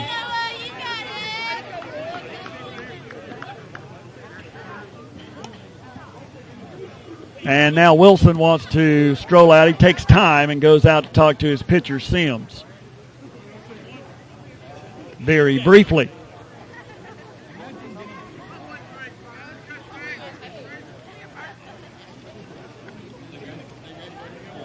So he makes his way back behind the plate. Noah Sims toes the rubber, and working from the stretch, will look in and get his sign.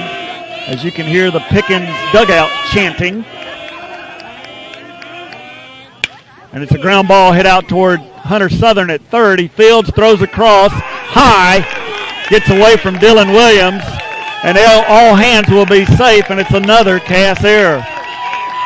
So the Colonels are really hurting themselves tonight.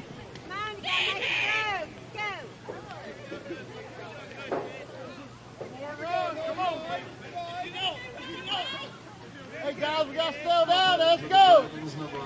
So 1 out in the inning, and runners on the corners now. And that brings up the second baseman, Dylan Clark. Tough night defensively for the Colonels, who have now committed 5 errors. And we're only in the the top of the fourth. First pitch from Sims is a breaking pitch that's in there for a strike. Good job, Noah.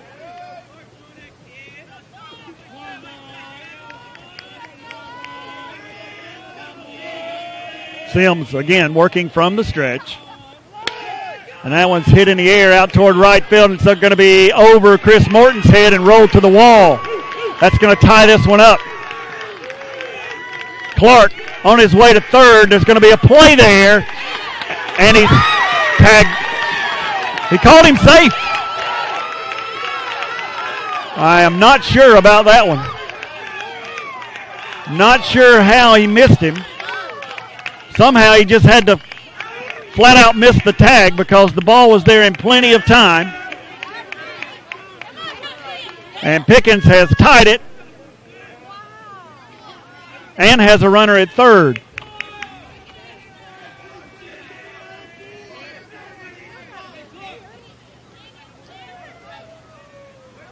So 2 runs score on the triple.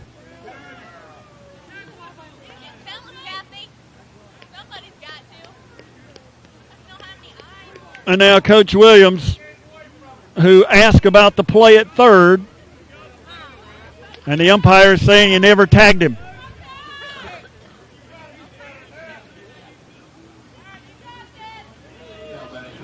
So we're tied at 8 apiece. Still only 1 out in the inning.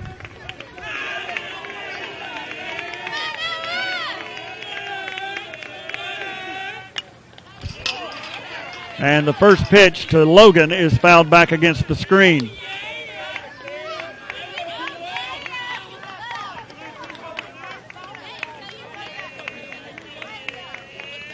Logan 0 for 2 in this one. He struck out swinging and reached on a fielder's choice. Swung at that one and missed. Wilson blocked it in front. So 2 strikes now on the Pickens designated hitter.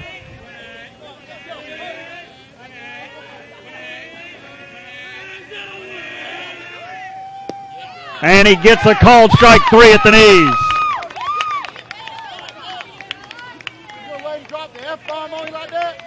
So now 2 outs in the inning. And that brings up the new pitcher for Pickens, Jesse Decker. A .414 hitter on the year with a runner down at scoring position, a dangerous batter here. First pitch is up and in for a ball. A wild one here, 8-8, as Pickens bats in the top of the fourth.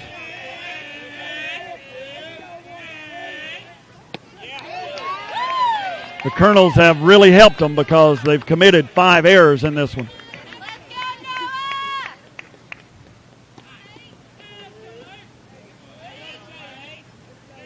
Noah Sims has to take a moment to lace his shoe.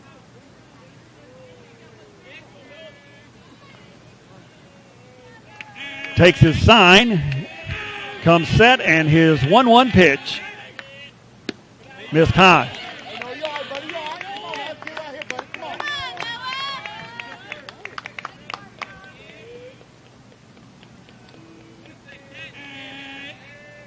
So a 2-1 delivery upcoming from Noah Sims. Missed low for ball 3.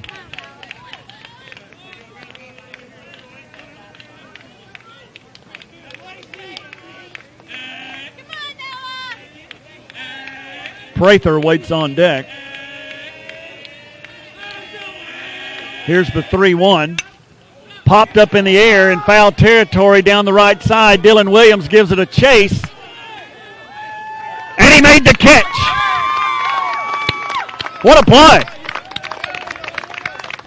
So a long run, a lot of foul territory here as we've talked about several times during these telecasts, and Dylan Williams made the catch down there in foul territory for out number 3.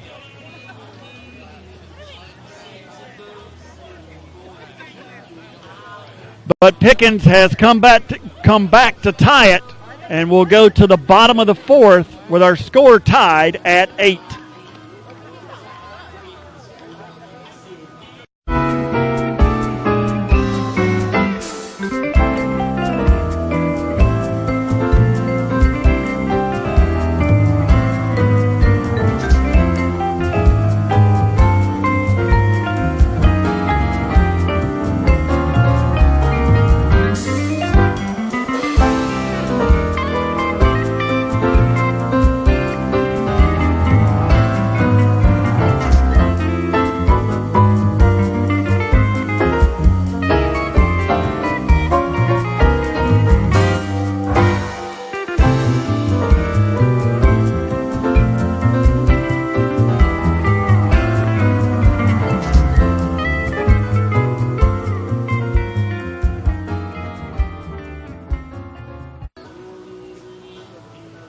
Back at Cass High School, we move to the bottom of the 4th inning. We're tied at 8 apiece. Cass with 8 hits, Pickens with 7, but the Colonels have really helped the Dragons with some defensive miscues tonight. Jesse Decker still on the mound for the Dragons. We'll face Chaz Wilson, Dylan Williams, and I guess Noah Sims here. They may re-enter Sam Russell in that spot, or may not. I'm not sure how they'll play that. Wilson digs in, and the first pitch is hit in the air out toward left field, deep and against the wall. Wilson digs toward second, and he'll cruise in standing up with a double.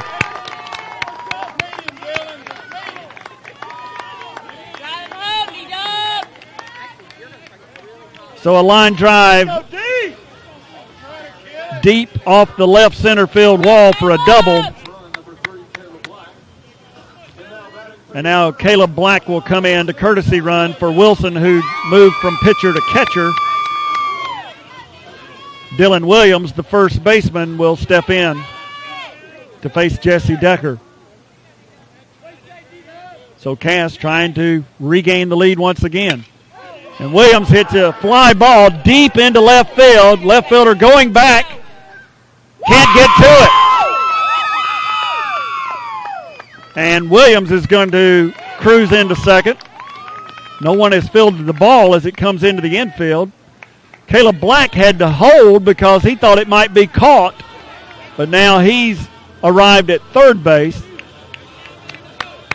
Tough ball to read there, because if that's caught, Black can't be moving very far, so he had to kind of play it safe, and when it landed, he was unable to score. So it's a deep double, and Black had to hold on the play. He stands at third.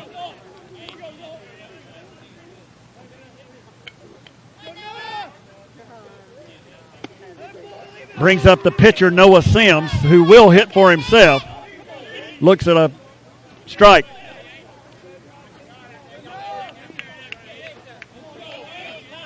Runners at second and third, nobody out, as Cass hits here in the bottom of the 4th. They throw over to third, and they're going to call him out.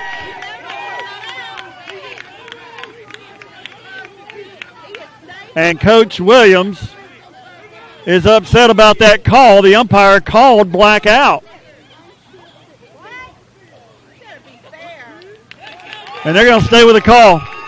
And Williams is really upset about this one. I'm not sure what happened down there, but he is extremely upset about this call. And he wants to talk to the other umpire who should have been assisting on the play, but I'm not sure what he's asking. So now he's just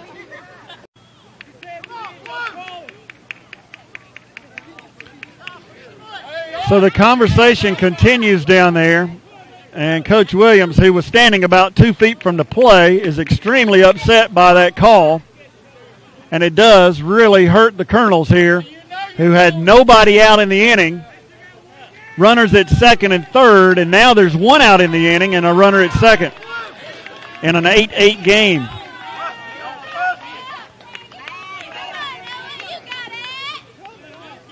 So now Noah Sims will step back in. And the pitch misses low and outside for ball one. So the count is at 1-1. One out in the inning as Cass hits here in the bottom of the fourth.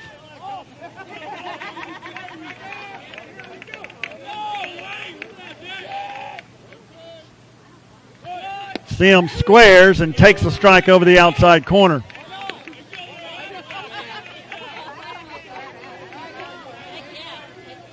So now the count has gone to 1-2.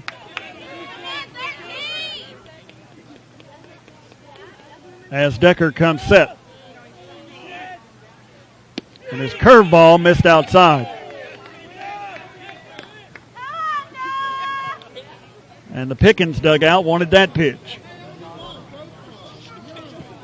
So now we're going to have another conversation.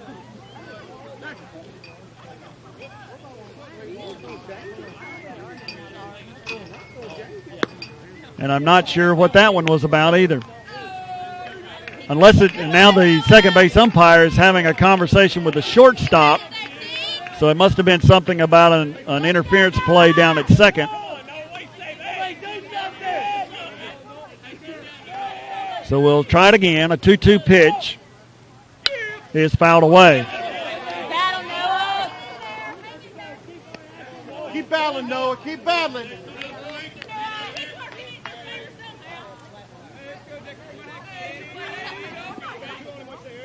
So Jesse Decker, the pitcher for Pickens, looks in, takes his sign. He'll come set. And he missed outside. So the count has gone full. Dylan Williams stands down at second. There's one out in the inning. Relief pitcher Noah Sims is at the plate. And he takes the ball outside. And it was close. But it's been a very, very tight strike zone all night. Both ways.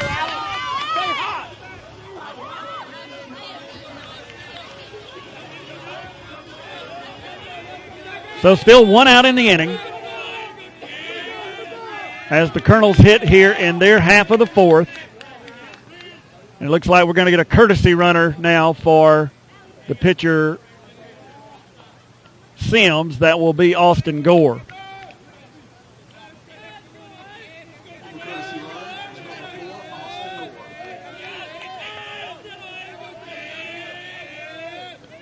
Alex Yoslin digs in to face Decker. And the pitch misses low.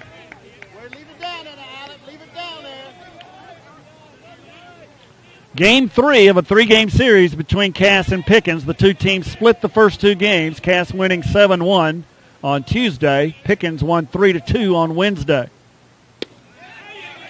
Next pitch to Yoslin is a called strike.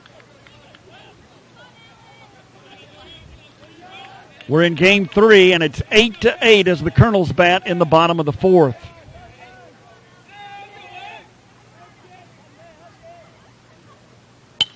And there's a fly ball hit out toward right field.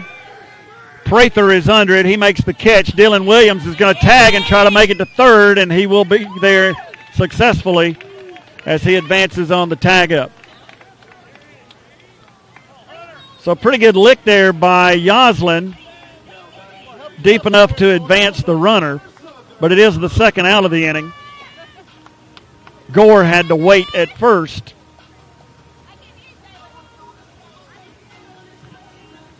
And now the Dragons are going to talk things over on the mound as they take time out. Our next broadcast on Play On will be Tuesday night as the Colonels travel to Woodstock to take on River Ridge in Game 1 of a 3-game series. We plan to carry all 3 of those games with Game 2 here at Cass on Thursday evening and Game 3 back at River Ridge on Friday.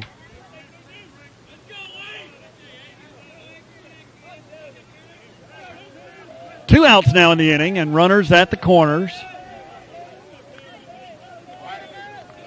And the first pitch is hit in the air out toward right field. And it's going to drop in there.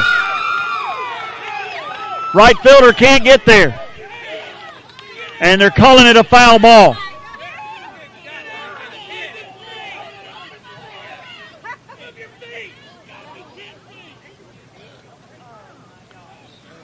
So it was called a foul ball.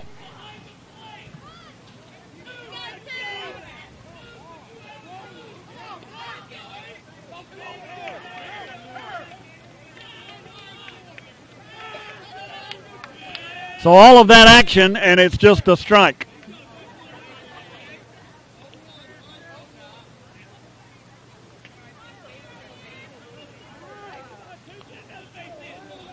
So this one has been interesting, to say the least. And this umpiring crew is having a rough time.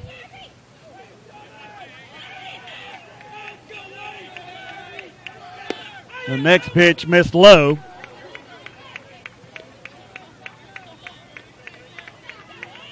So the count has gone even at 1-1.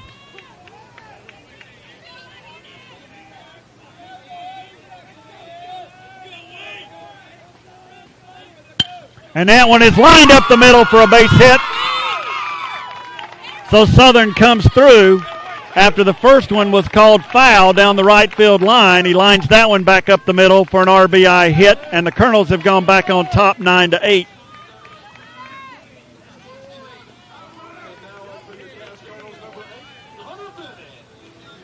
That'll bring up the left fielder, Hunter Bennett.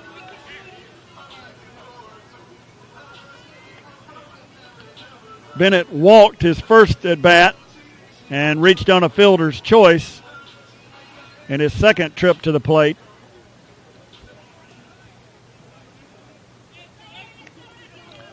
So he'll stand in with 2 outs in the inning. Gore running for the pitcher, Noah Sims, down at second base. And Hunter Southern, who just drove in a run, takes a lead from first. And the pitch is hit on the ground out toward second base, fielded there, throw on to first, and there is out number 3. But the Colonels do go back on top in this seesaw battle. They've taken a 9-8 lead as we go to the 5th inning.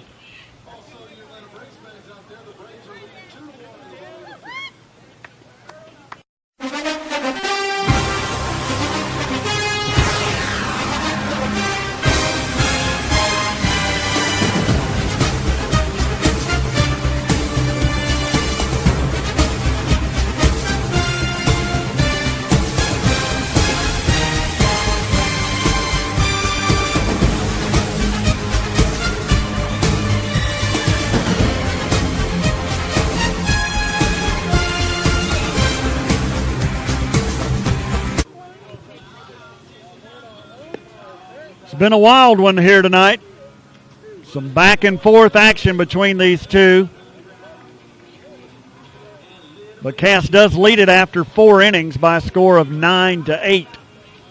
Noah Sims, who came in relief of Chaz Wilson to pitch the 4th inning, will return to the mound here in the 5th for the Colonels. Pickens has scored in every frame. They had 2 in the first, 1 in the second, 2 in the third, and 3 in the fourth. Cass scored 5 in the second, 3 in the third, and 1 in the fourth to lead it 9-8.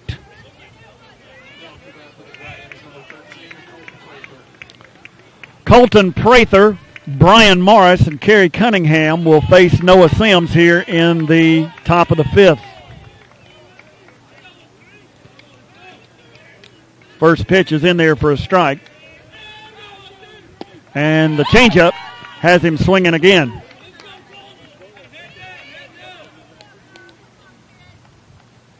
So an 0-2 pitch due to the Dragons right fielder.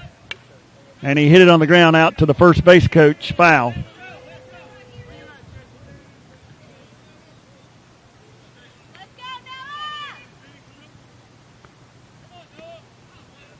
Prather struck out looking and grounded out to third in his 2 trips this evening. So he's 2 for 8 in the series. And he just fouled that one back over the screen.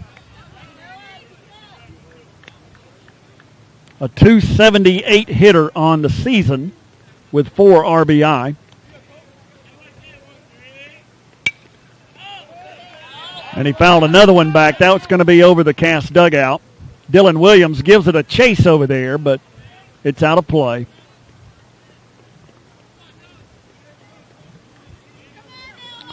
So another 0-2 pitch upcoming to Colton Prather. And he swung at it and missed for strike 3.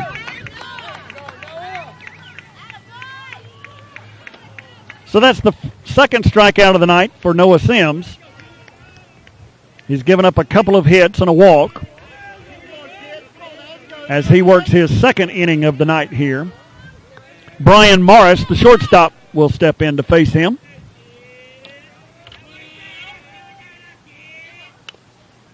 And the first pitch is fouled away at the plate. Morris singled in his first at-bat to center field and grounded out to the pitcher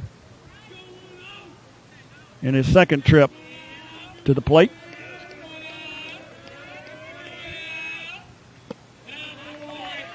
Sims missed low and away.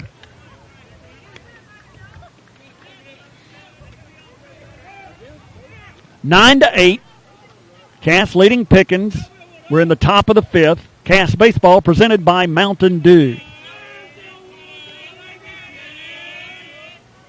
Breaking pitch fouled back over the screen.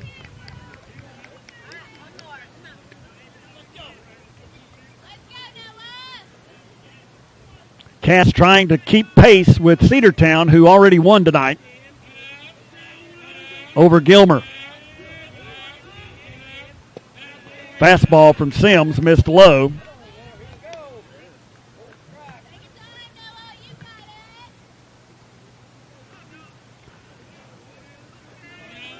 So the junior right-hander looks in for his sign, and his 2-2 pitch is hit in the air out toward left field, and it's going to be in for a hit. Hunter Bennett chases it down, but it falls in there for a hit. And again, with one out, Pickens has a base runner.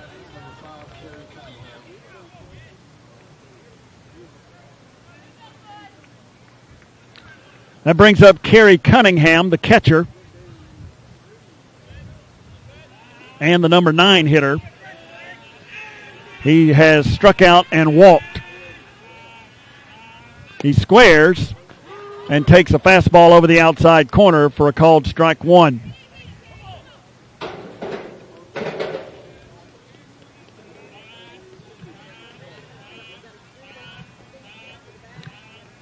Morris taking his lead down at first. Sims throws a fastball low. They ask if he offered, and they say no.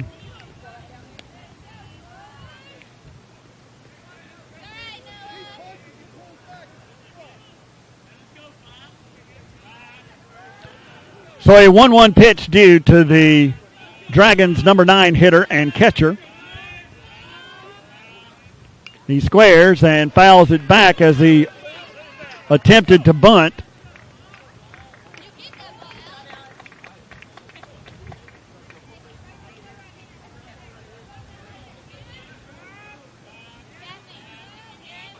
So the foul ball is retrieved and returned to the umpire, and we'll see a 1-2 pitch from Noah Sims. And it's a curveball that stayed high and was fouled away. Kind of hung that one and got away with it because Cunningham fouled it off.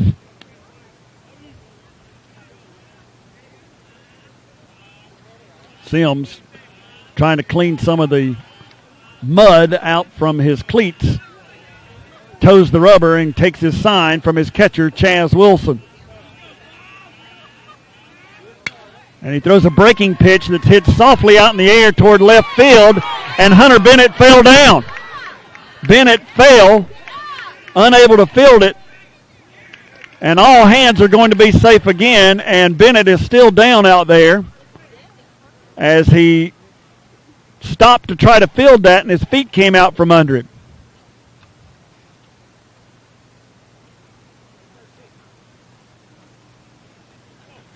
So we'll have a timeout here as the trainer and the Cass coach, Adam Williams, will go out to check on Hunter Bennett.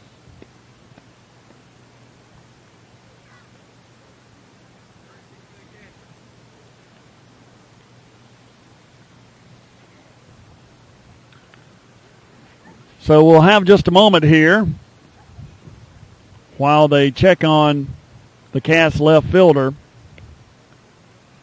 And that'll give us a moment to say thanks to our sponsors during the 2013 season. Our local Pepsi distributor and their Mountain Dew products, including Kickstart, WYXC Radio, and Liberty Tax Service, are sponsors for the 2013 Cass baseball season.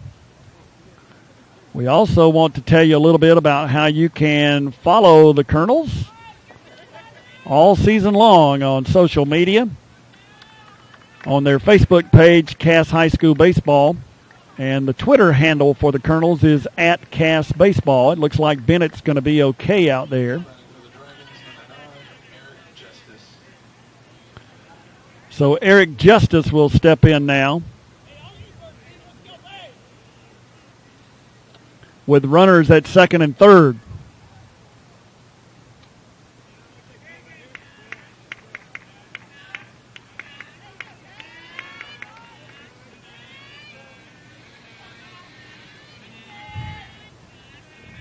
Okay, we're set now. Colonels have brought the infield in on the grass. 1 out in the inning. And they feint as though it's a squeeze, but somebody must have missed a sign because the batter never squared. But it's called a strike.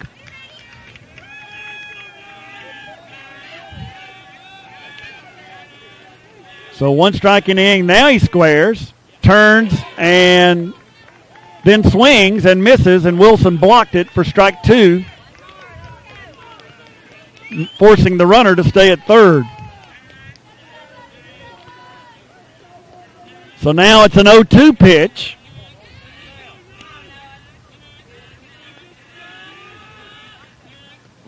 And he bounced it again. Wilson blocked it again.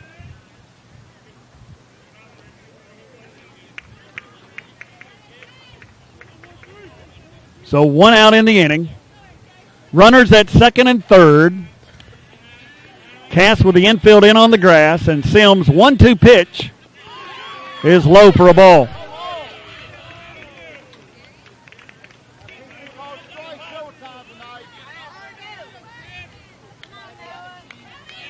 So the Pickens third baseman, Eric Justice, steps in there, and the 2-2 pitch from Sims bounced again, and the count's gone full.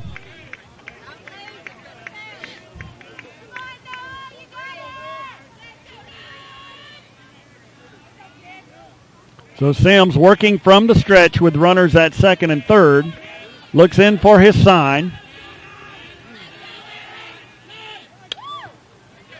And Justice fouled it off the hands over into the Cass dugout.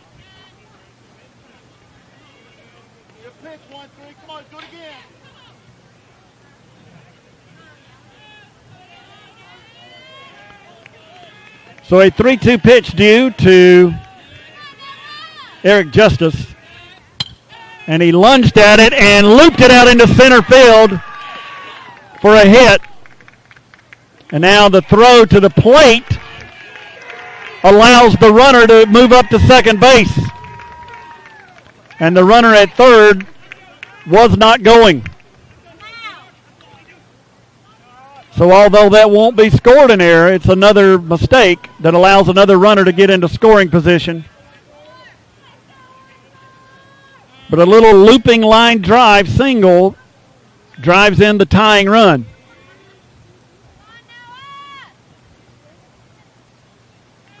And then Justice moved up to second on the throw to the plate. So still only one out in the inning. They're coming again with the squeeze. And they've got him hung up. And he's out of there. Now the play at second. And they've got another runner hung up. And it's a double play. And the Colonels are out of the inning. So a really strange play there. As they attempt the squeeze, Cunningham gets hung up at third. Wilson with a little lob throw to Ayers, who tagged the runner Cunningham back at third. Then they had Justice hung up between second and third, and they tag him out for out number 3.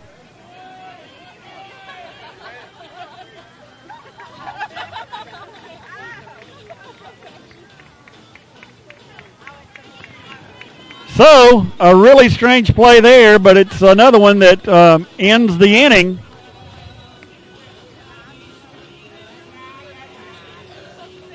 And we're going to go to the bottom of the 5th inning with our score tied. Cass 9, Pickens 9.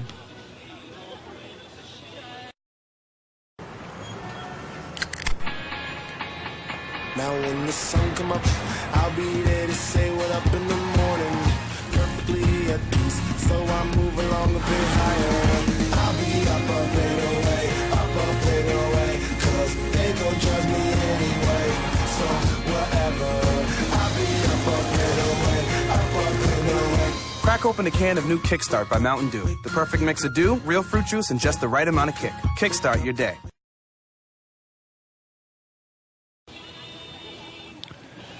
Back at Cass High School, where Cass and Pickens are knotted at 9 apiece, as the Colonels come to bat in their half of the 5th inning. Game 3 of a 3-game series in 7 Quad A South between the Colonels and the Pickens Dragons.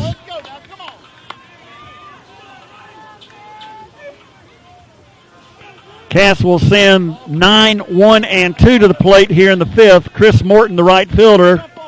And then the top of the order, Brandon Etheridge and Sam Ayers to face Jesse Decker.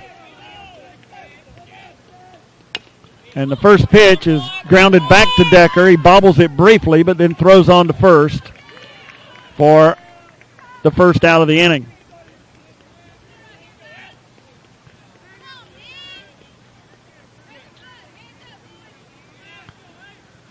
So we're in the bottom of the 5th. Decker, who came into the game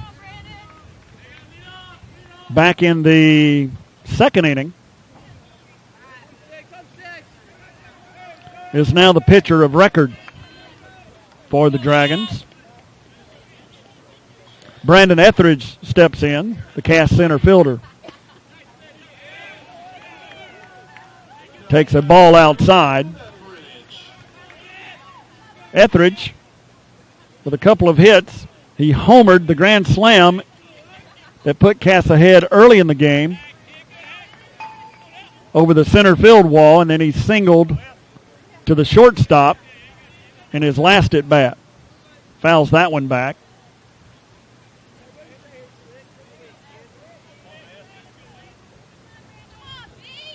So a 1-1 pitch due to Brandon Etheridge. And he fouls it back against the screen as well.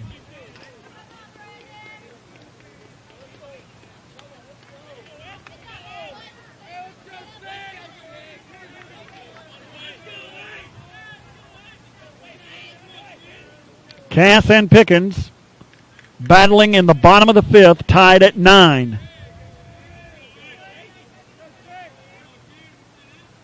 And a curveball's hit on the ground out toward third and foul.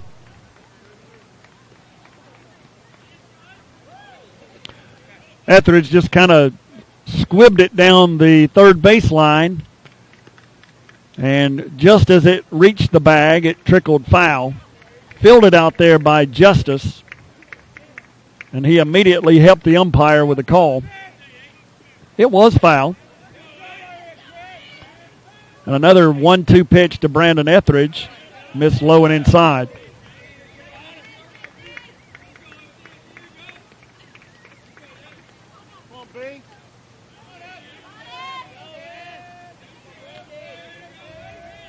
So the 2-2 pitch missed outside for ball 3.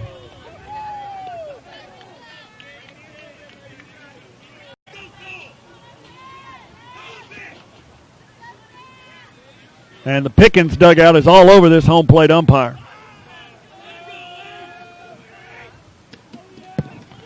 The first pitch is fouled straight back against the backstop.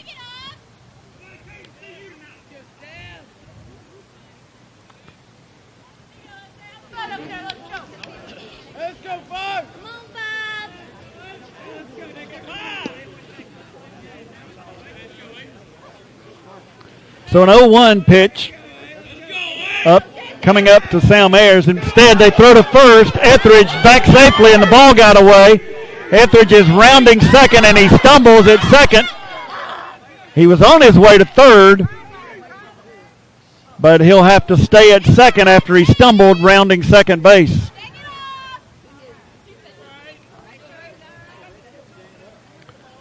So Etheridge, on the pickoff attempt, will make it down to second base. That is an error on the Dragons over there on the pickoff attempt, allowing Etheridge to reach second. Come on, Sam, let's get him in now. Come on, let's go. Let's go,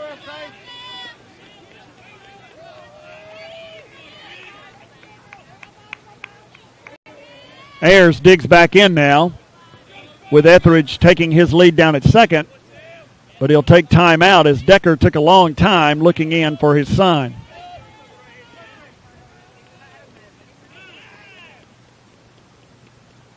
Now we get another timeout, and we're going to get a visit to the mound by Coach Jason Nunn.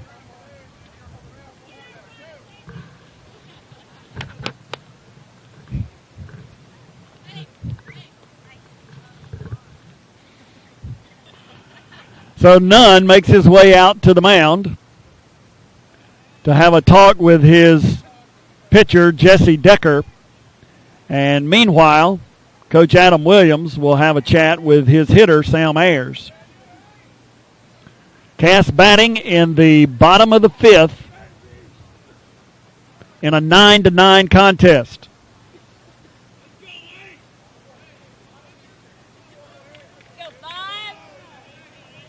Jesse Decker, who came in relief of Chandler Cope, is the pitcher of record now for the Dragons. Brandon Etheridge takes his lead down at second as Ayers bats with one out in the inning.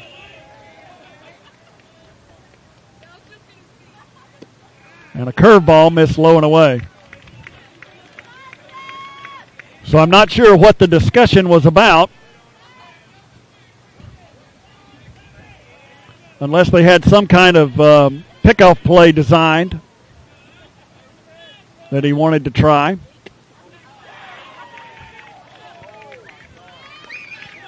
And the next pitch to Ayers is swung on and missed.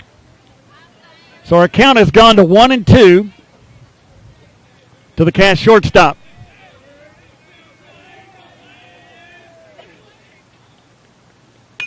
And he lined it down the right field line, and it's in there for a hit. Immediately called fair. Etheridge is going to score, and Ayers is going to stand up at second with a double. A line drive that went right over the bag at first and right down the right field line for a double for Sam Ayers.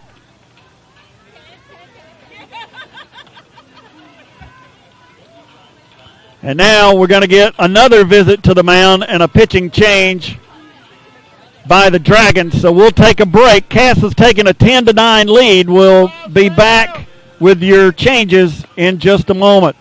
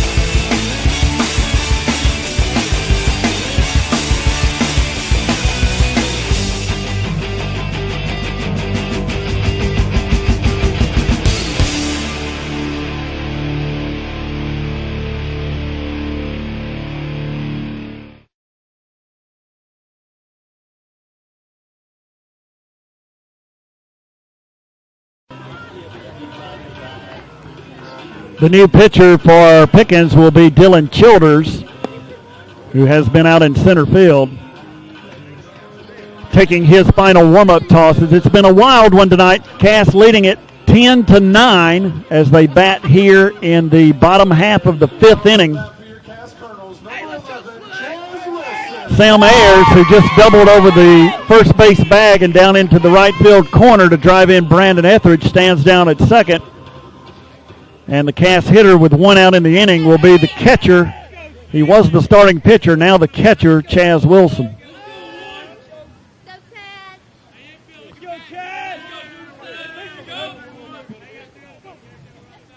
Wilson, who was relieved after 3 innings by Noah Sims. First pitch to Wilson misses low.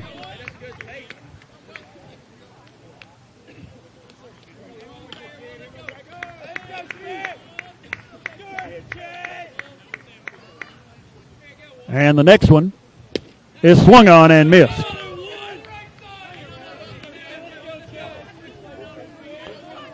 So Dylan Childers making his first pitching appearance in this series.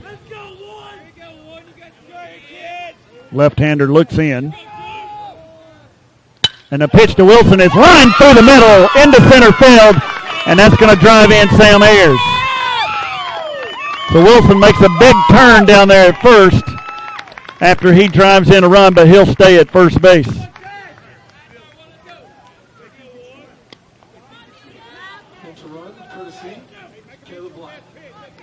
So Caleb Black will come in to run for Wilson. And Cass has taken an 11-9 lead. That brings up the first baseman, Dylan Williams.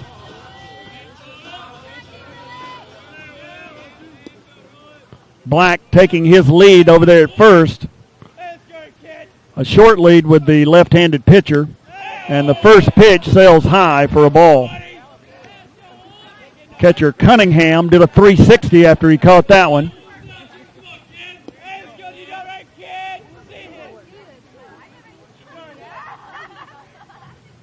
That one's low. So the count's at 2-0.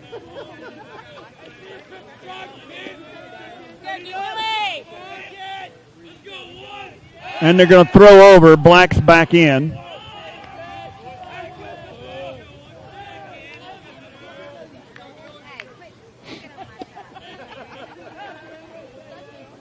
We'll reset, and the 2-0 pitch to Dylan Williams. They'll throw over again.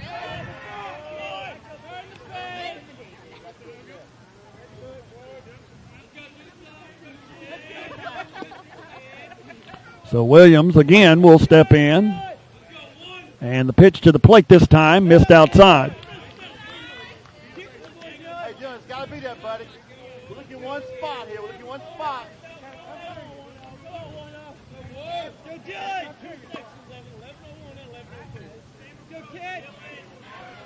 3-0 delivery is right through there for a strike.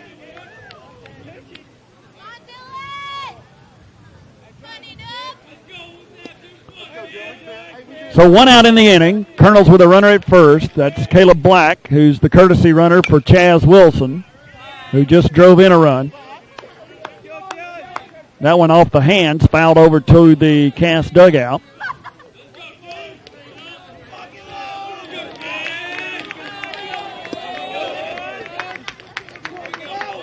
Cass batting in their half of the fifth. And Williams looks at ball 4 that missed outside. Come on, Noah. Help yourself right here, buddy. Help yourself right So that'll bring up Noah Sims. Now batting number 13, Noah Sims. Sims, who entered the game in the 4th inning as in relief of starting pitcher Chaz Wilson, is now the pitcher of record as this game has gone back and forth. Cass leading it now 11-9. First pitch to Sims, missed low.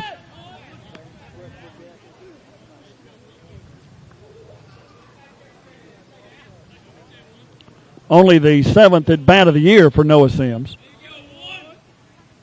That one missed high.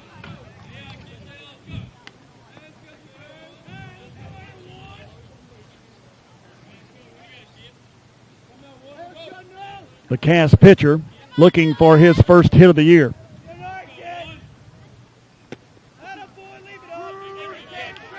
Looks at a fastball at the letters, called a strike. Bounced out of the mitt of the catcher Cunningham, but it was called a strike.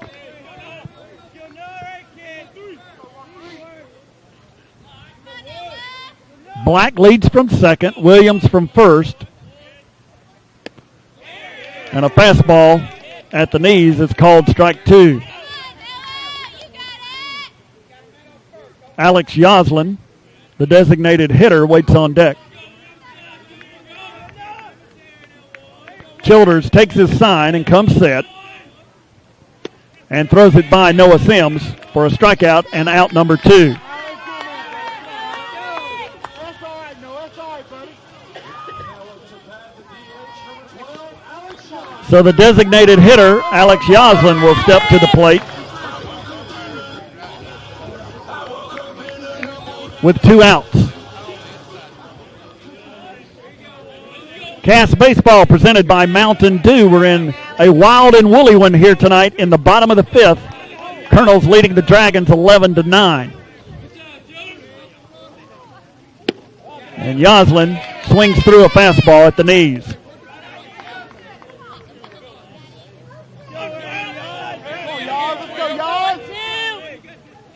Yoslin has a hit in 3 trips to the plate tonight.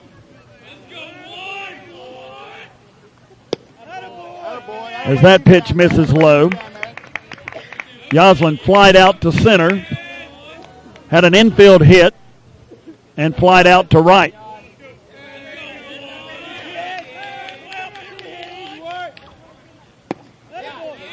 The next one missed low. And the Pickens dugout explodes again over that call. They thought that was a strike.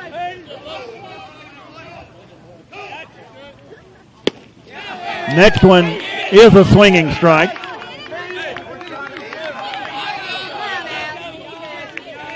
So the count has gone to 2-2, 2 outs in the inning.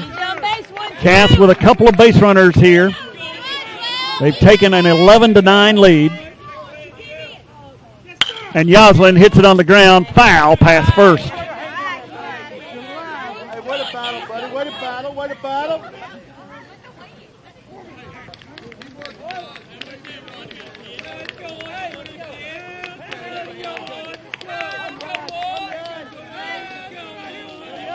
So we'll try that again on the 2-2 pitch. Childers looking in, comes set.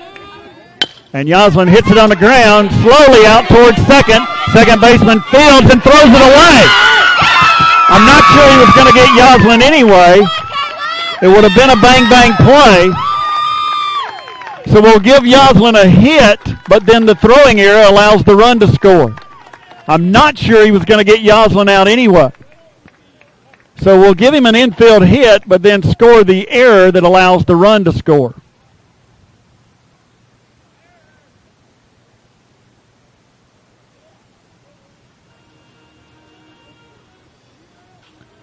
So as Cunningham goes out to speak with his catcher, we'll get the scoring cleaned up here.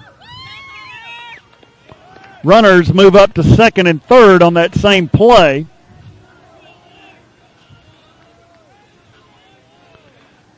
And Cass has gone up by 3 now, 12-9.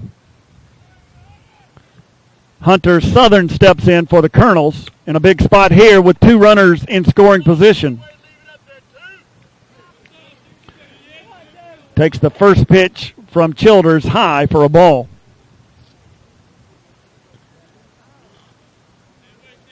So Williams stands down at third, Yoslin at second. And the pitch to Hunter Southern is through there for a strike.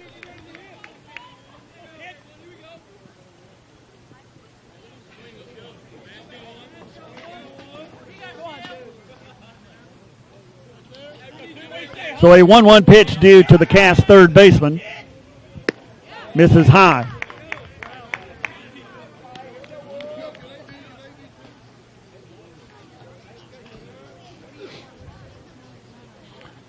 If Southern could reach, Hunter Bennett waits on deck. And that pitch missed outside. And I'm sure you can hear the Pickens side does not like that call.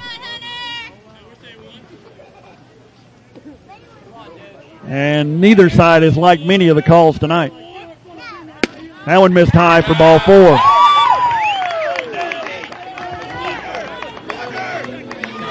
It's been a very, very small strike zone.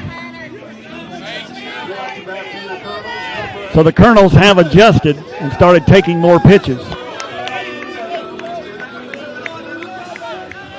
So Southern walks, bases loaded now, and Hunter Bennett is up. 2 outs in the inning. Let's go, HB.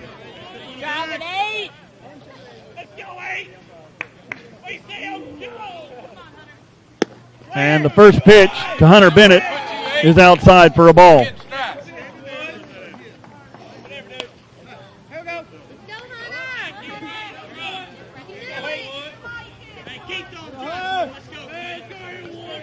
Dylan Childers comes set, and that one missed high.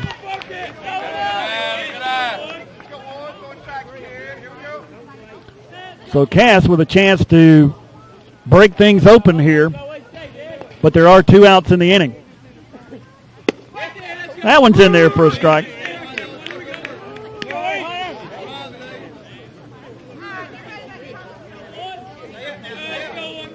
So a 2-1 pitch now due to the Cass left fielder. And he fouled it over the screen. So the count has gone to 2-2.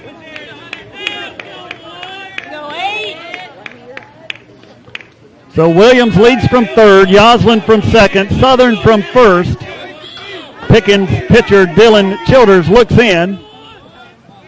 And Bennett fouled it away again.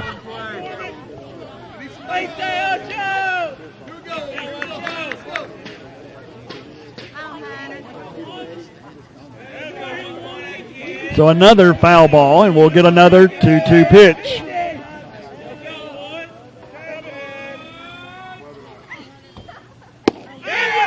And he rung him up.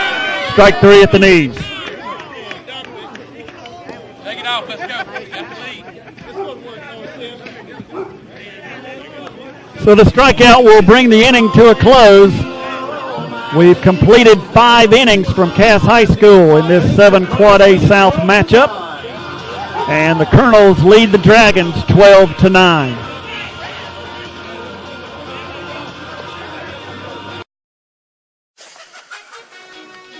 Ladies and gentlemen, if you got anything from me, it's to find your thing and do you.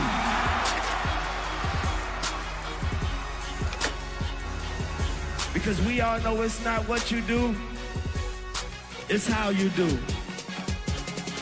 And this is how we do.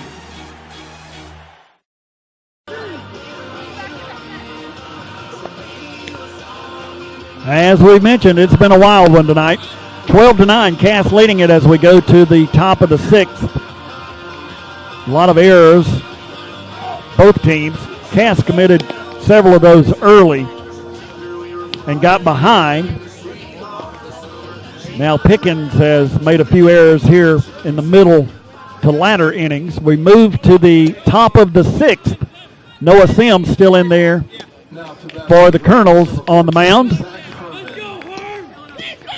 And leading it off for the Dragons will be the number 2 hitter, Zach Herman. Childers and Clark will follow.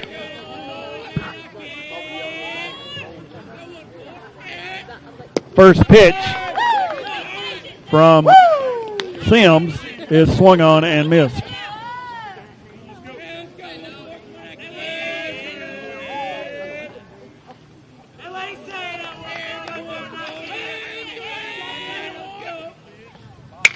Curveball hit out into left field for a base hit.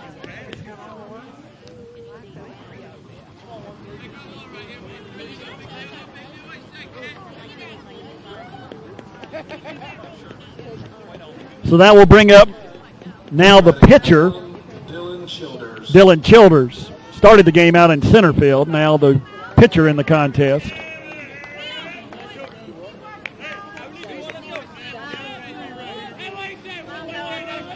Noah Sims now forced to work from the stretch. Throws over to Dylan Williams at first to chase back Herman.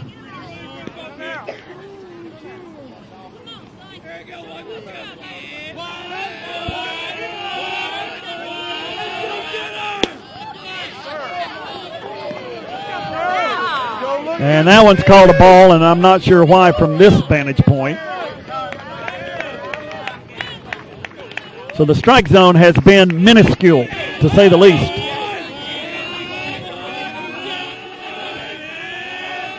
Sims steps back off.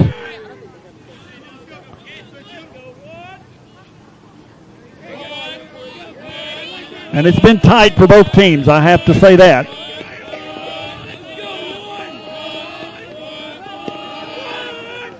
So that is one of the reasons why so many balls have been put in play tonight.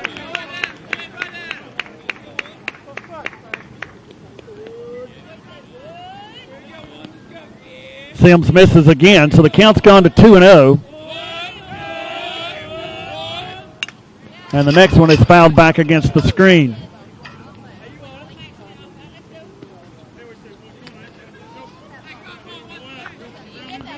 We're in the top of the sixth. Cass Baseball presented by Mountain Dew. Colonels leading Pickens 12-9 in a back-and-forth contest. Next one is fouled away at the plate. Off the equipment of catcher Chaz Wilson.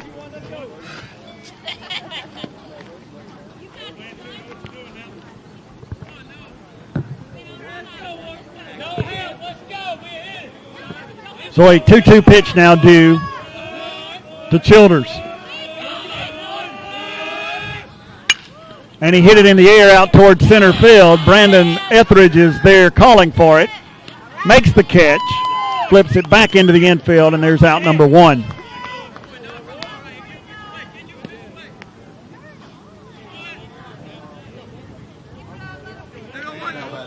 So 1 out in the inning, and that will bring up the second baseman, Dylan Clark,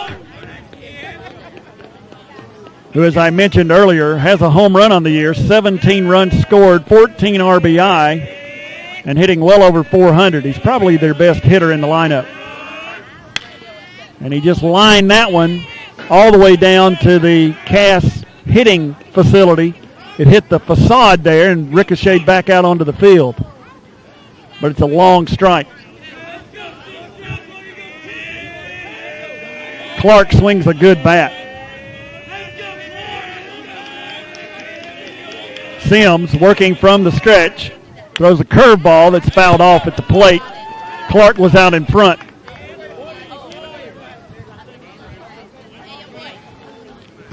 So Sims has worked ahead in the count, 0-2.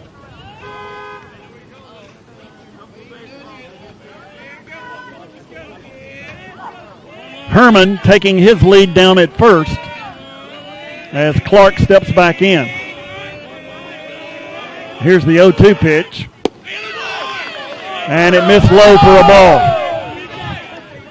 And this time it's the Cass side that didn't like the call.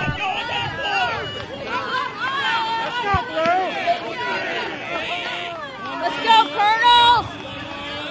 These guys have had a rough night. Neither side has liked the strike zone. And that one's hit on a rope to Dylan Williams, who fills it and the bag for out number 3. So Clark hit it on a rope, but right at first baseman Dylan Williams, who then just reached down with the ball in glove and slapped the bag for out number 3.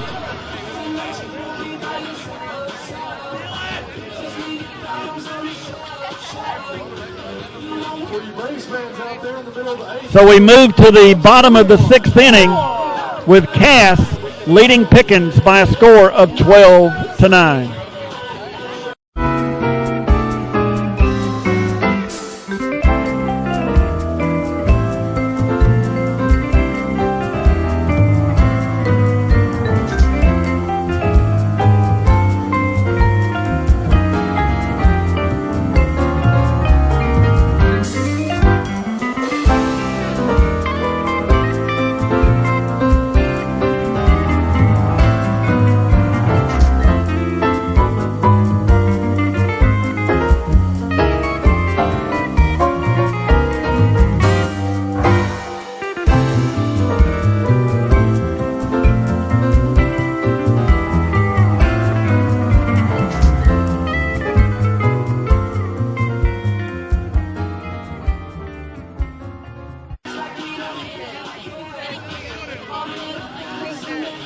During that half inning, Pickens coach Jason Nunn came out to the home plate umpire, and it was a lengthy and not a very pretty conversation from what we could hear over here. I'm telling you, neither side has been appreciative of the umpiring tonight. They've had a tough night. And we're moving to the bottom of the 6th with Cass leading Pickens by a score of 12-9. Let's go, Chris. Let's go, C-Mo. The way this one has gone, the Colonels better score some runs. Come on now. We were talking about that during the break. They lead it by 3, but no lead has been safe tonight. Cass will send Chris Morton, the number 9 hitter, to the plate to lead things off, and then the top of the order in Etheridge and Ayers. First pitch is in there for a strike. And that one missed outside.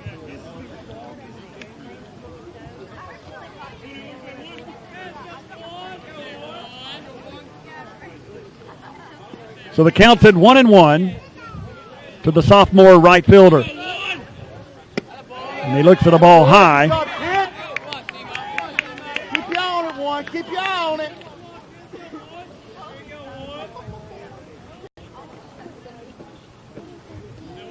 Dylan Childers in there for Pickens. Missed low. And it got away from the catcher. Cunningham went all the way back to the screen. Nice hustle, Six. On deck hitter Brandon Etheridge retrieved that one. So now Chris Morton steps back in, and the 3-1 pitch is low for ball 4. Good job, Warren. So Morton walks for the second time tonight.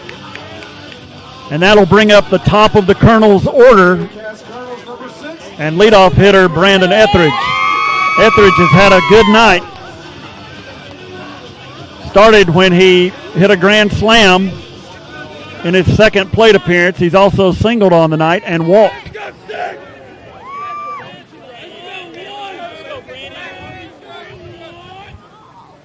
First pitch, he squares to bunt. Third baseman charges, but Etheridge missed it. We're in the bottom of the sixth. Cass Baseball presented by Mountain Dew. Colonels trying to win Game 3 of this series. The two teams split the first two games. Cass winning 7-1 here on Tuesday. Pickens won a 3-2 game up in Jasper on Wednesday. The left-hander's next pitch is low. The field, our cameras probably don't pick. Morton down at second. Etheridge will now stand at first with one out, and Sam Ayers coming to the plate. Ayers is 2 for 3 on the night. Throw over toward Etheridge. He's back in standing. And maybe a little too casual for my taste, but he's there easily. Next pitch is low to Sam Ayers.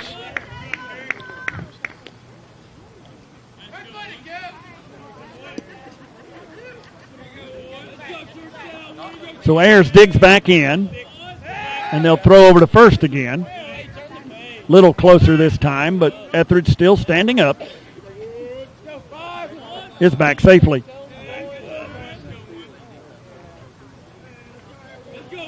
Childers throwing over one more time, and he bounced it all away from the first baseman. He threw it away. Etheridge going to go all the way to third on this one.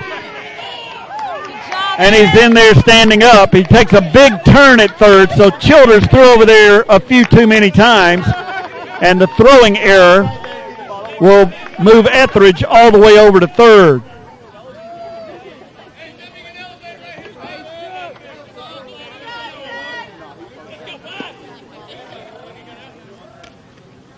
So that's a big insurance run standing down there at third with only one out in the inning.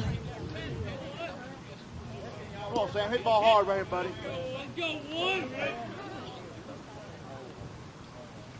Next pitch to Ayers. Bounces away from the catcher Cunningham, and the umpire was hit by it, and that's what kept it from going to the screen. So a bad break there for the Colonels. That got by the catcher and caught the umpire's gear and stayed right around home plate. But the count has gone to 2-0 to the Cass senior shortstop, Sam Ayers. Pickens has brought their infield in. Trying to keep this lead at 3. Cass trying to keep pace with Cedartown, who won Game 3 of their series with Gilmer tonight to win 2 out of 3 in that one.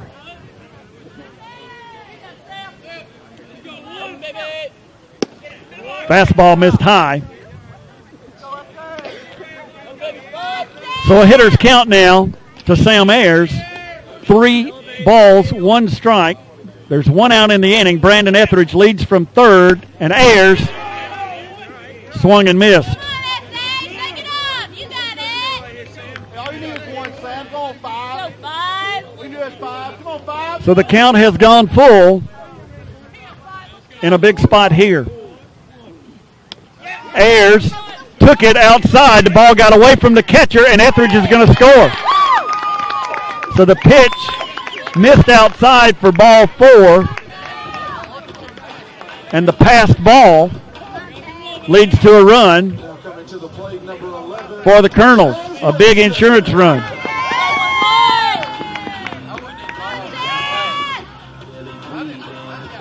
And the Colonels' starting pitcher tonight, who is now the catcher in this one, Chaz Wilson, steps to the plate.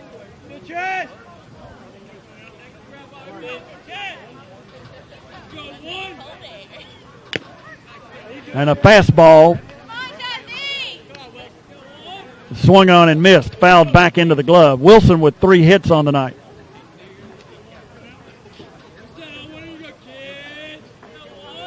Steps back in there with Ayers leading from first. And a changeup had him way out front. And Wilson is down in the count 0-2.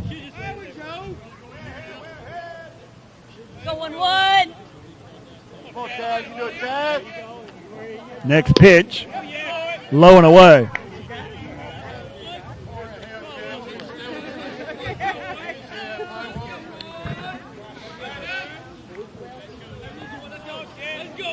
We're in the bottom of the 6th, 13-9. Cass leading it. Next pitch to Wilson, missed outside. Colonels will play a 3-game series next week with River Ridge, who had the week off from region play this week. They're 3-3 in the sub-region.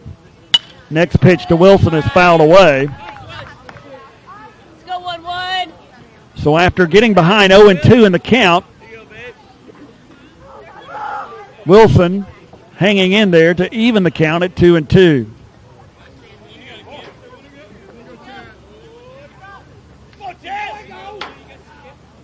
The 2-2 pitch is hit on the ground out towards second. Slow roller. The only play will be to first. And they throw wildly, and he reaches on an error. So it was a little slow roller. And when the second baseman, Clark, throws over to first, he threw wildly, and Wilson reaches on the error. Let's go, Big D! Now batting number 10, Dylan Williams. That brings up Dylan Williams, the Cass first baseman.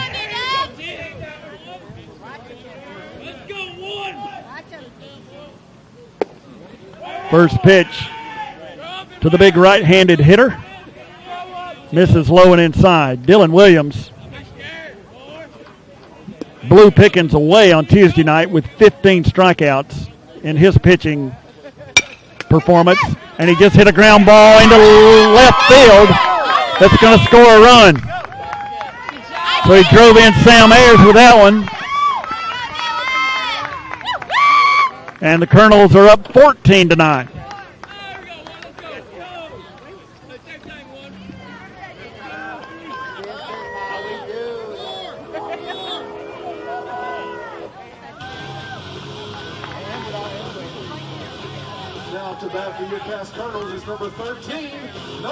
So now Coach Adam Williams comes down to talk with the home plate umpire. We may be getting another change here. Noah Sims, who is the pitcher in this one, could be hit for here. He can re-enter one more time, so even if they hit for him here, he can re-enter and to pitch the final inning if that's the way they choose to play it.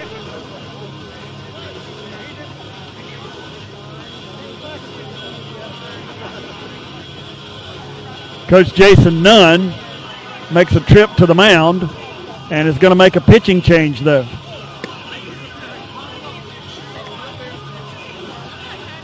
So that's number 10. That's Brian Morris that's going to come in to pitch. Now to pitch for the Dragon is number 10, Brian Morris.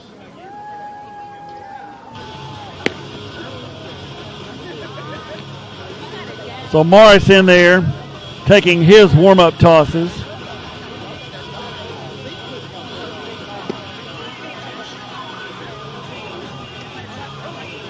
On the lineup card.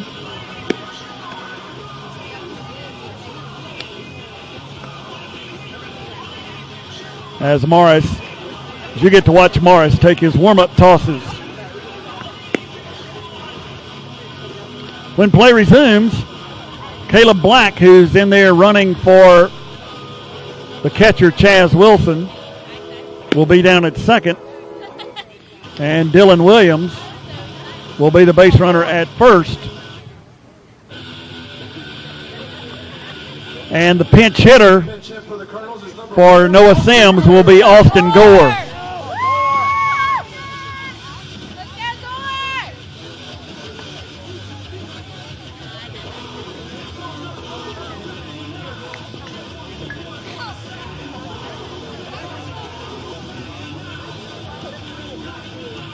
So Austin Gore will step to the plate with runners at first and second and one out.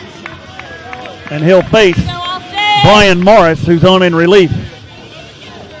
The Dragons' fourth pitcher of the night.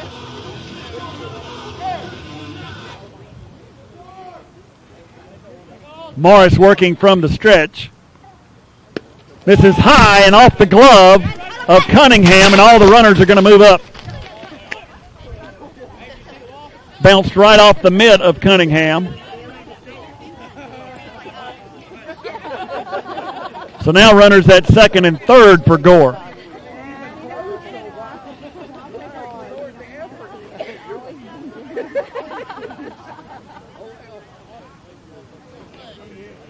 So now Cunningham, who was apparently crossed up on the play, goes out to talk with his pitcher.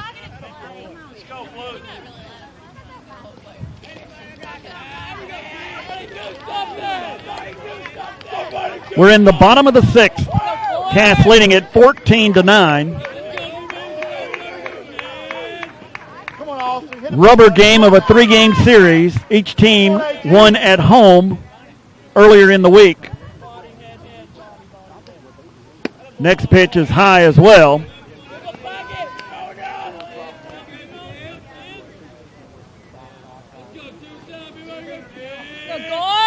So a 2-0 pitch is due to Austin Gore.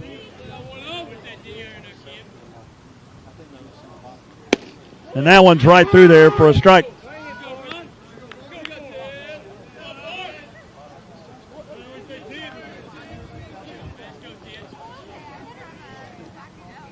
So the Cass senior digs back in. And the pitch from Morris is a fastball that Gore swung on and missed. Come on, Austin, you can do it, buddy. Come on, man, forward. Come on.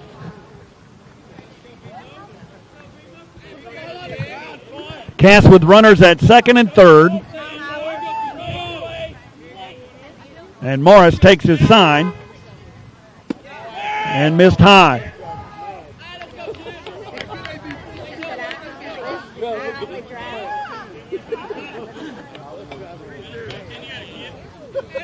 So the count has gone full to Austin Gore.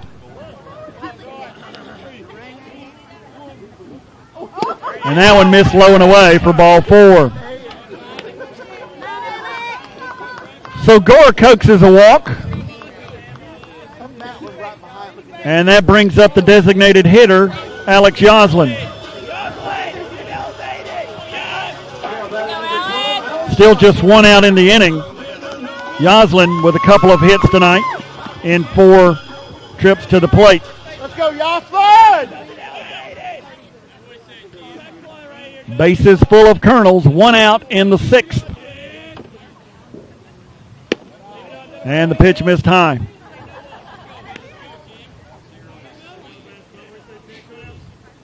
If Yoslin could reach, Hunter Southern waits on deck.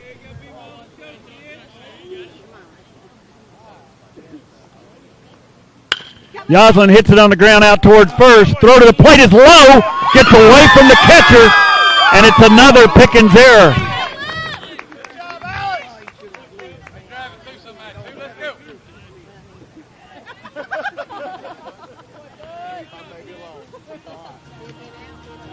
So the ground ball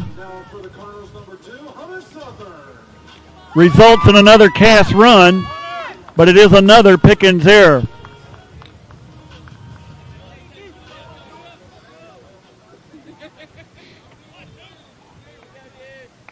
And Cass now with a 15-9 lead. Hunter Southern steps in.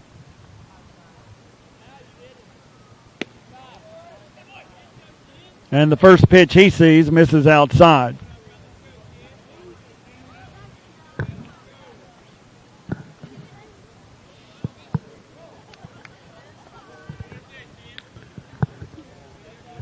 That was the 6th Pickens error. Called strike over the outside edge. Evens the count at 1-1. Still 1 out in the inning. Bases still loaded. Pickens with the infield drawn in. Morris got the ground ball he was looking for a moment ago, but they threw it away as they threw to the plate. And now that pitch is called a strike.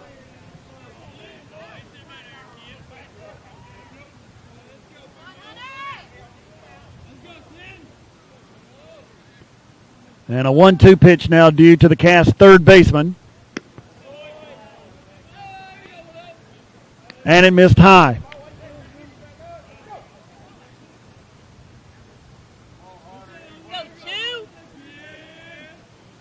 So this game now approaching the 3-hour mark.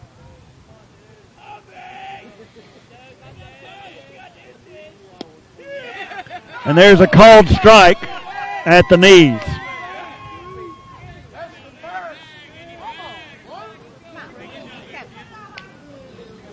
And I guess the strike zone has become more generous at this point. 2 outs in the inning. And that brings up the left fielder, Hunter Bennett.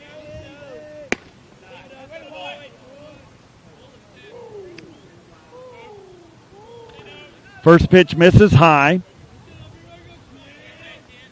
Bennett has walked in 4 trips to the plate. 0 for 3 on the night. Takes a strike at the knees.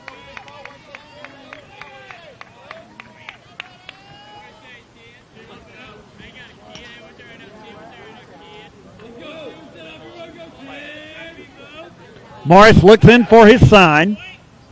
Comes set and delivers. And Bennett hit it on the ground out toward third. Throw across the infield for the out. And that will retire the Colonels in their half of the 6th inning. So we've completed 6 innings of play from Cass High School. And the Colonels lead the Dragons 15-9.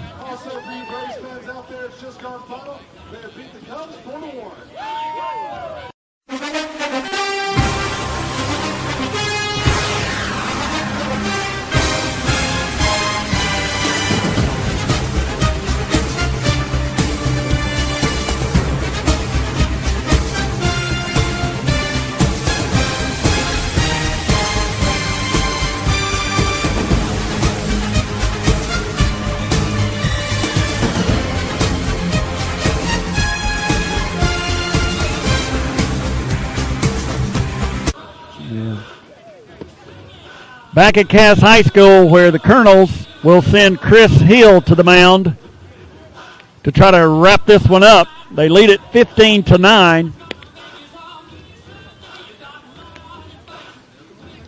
And what has been a wild one.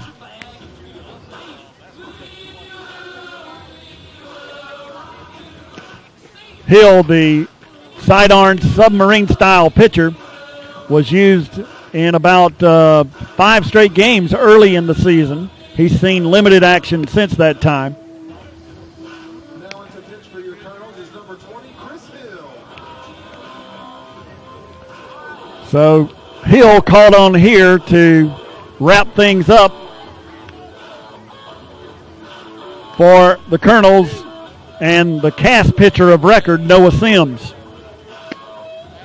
Chaz Wilson, who's now the catcher in this one, was the starting pitcher. The lead was seesawed back and forth, and Colonels took the lead for good, we hope, while Sims was the pitcher of record. So now Chris Hill called on to wrap things up. Colonels 3 outs away from keeping pace with the Cedartown Bulldogs for the lead in Region 7 Quad A South. So Hill takes his sign, and his first pitch misses inside.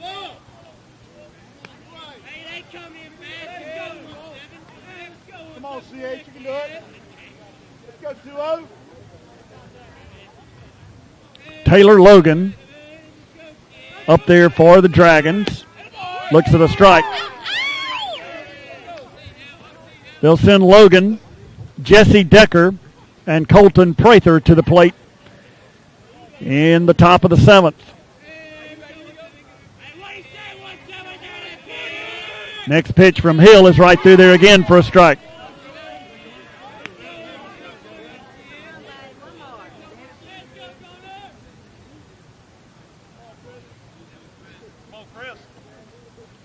So Chris Hill takes his sign, looks in, and delivers low for ball 2.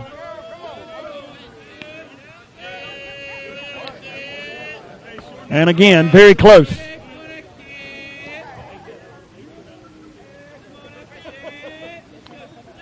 So the 2-2 pitch from Chris Hill is hit on the ground, past first. Nice play there by the first base coach, who backhanded it, flips it to Cass first baseman Dylan Williams. A really nice fielding play there by the Pickens coach.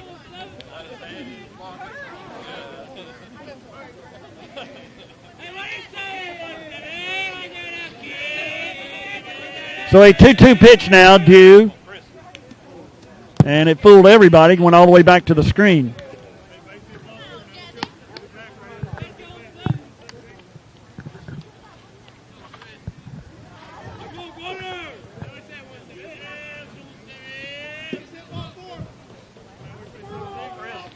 So the count has gone full now. And Hill's full count delivery is right through there for strike 3. A swing and a miss. So that's the first out of the 7th inning. Now batting number 8. And brings up Jesse Decker, the first baseman.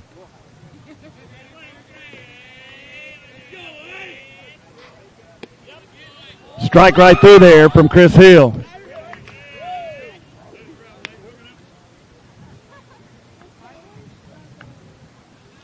(15-9), Cass leads Pickens.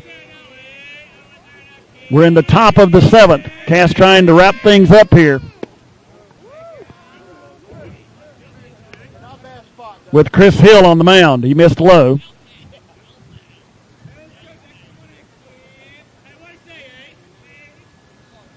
Comes set. And his next pitch is low as well. Hill, who works from the stretch, even without a base runner, will take a little stroll here, regroup, and get ready for his 2-1 delivery. It's fouled off at the plate.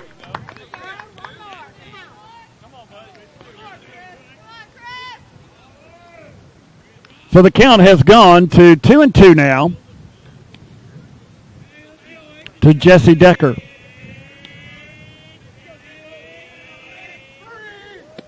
And it's right through there for strike 3.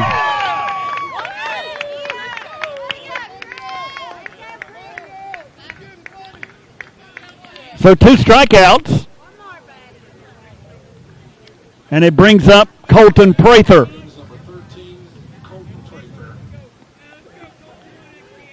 Prather has struck out twice and grounded out to the third baseman. First pitch missed outside.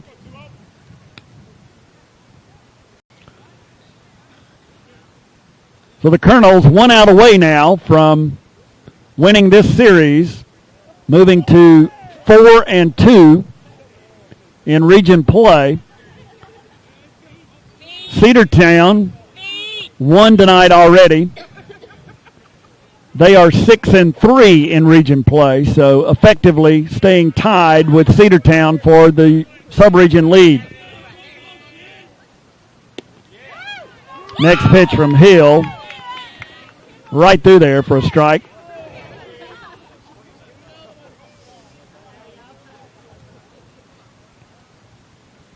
And then the throw back gets away from Hill. And with all of the moisture on the ground, they'll have to slop the baseball. A lot of humidity, a lot of moisture in the air, and now a heavy dew almost on the ground out there. It has contributed to some of the fielding errors on these throws. Next pitch is swung on and missed.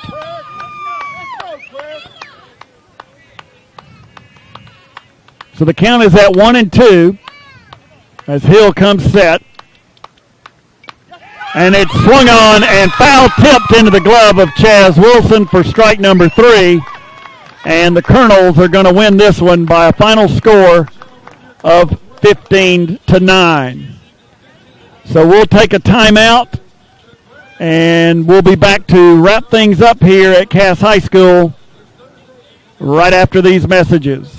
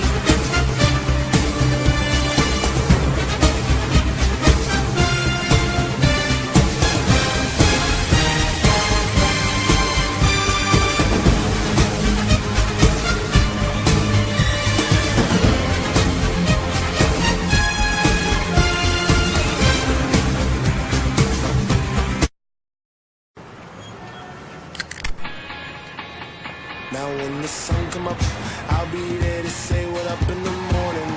Perfectly at peace, so I move along a bit higher. I'll be up and away, cause they gon' judge me anyway. So whatever, I'll be up and away. Crack open a can of new Kickstart by Mountain Dew. The perfect mix of dew, real fruit juice, and just the right amount of kick. Kickstart your day.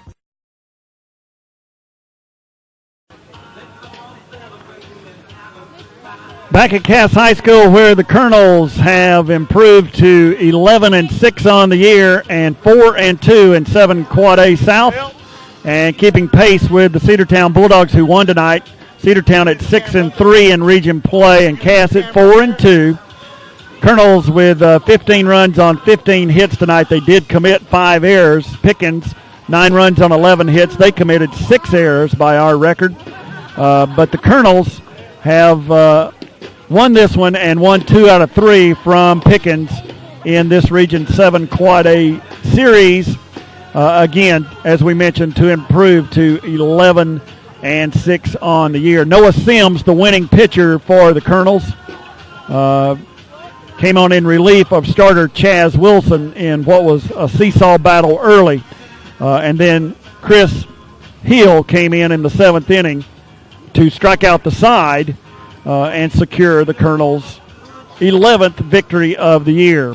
Next week, the Colonels will be on the road for 2 games of the 3-game series with River Ridge. We're not showing it there, but we will try to bring you that game on Tuesday at River Ridge, scheduled for 5:55. And we'll also bring you the remainder of that series, the home game here at Cass on Thursday the 11th.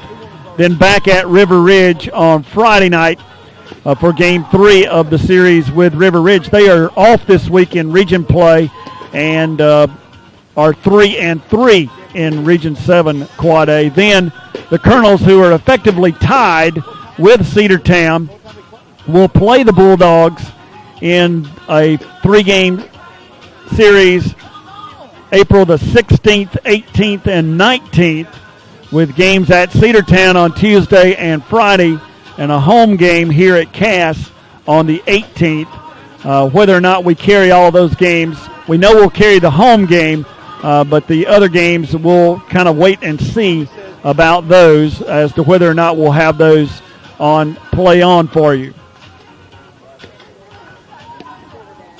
We want to thank our sponsors for being with us this year and thank them for this telecast tonight, our local Pepsi distributor and their Mountain Dew products, along with Kickstart and WYXC Radio, as well as Liberty Tax Service. They are bringing you these telecasts for 2013 Cass Baseball. Well, that should wrap things up this evening. We want to thank you again for joining us. The Cass Colonels win this one by a final score of 15-9. Our next broadcast will be next Tuesday from River Ridge. Have a great weekend, everybody.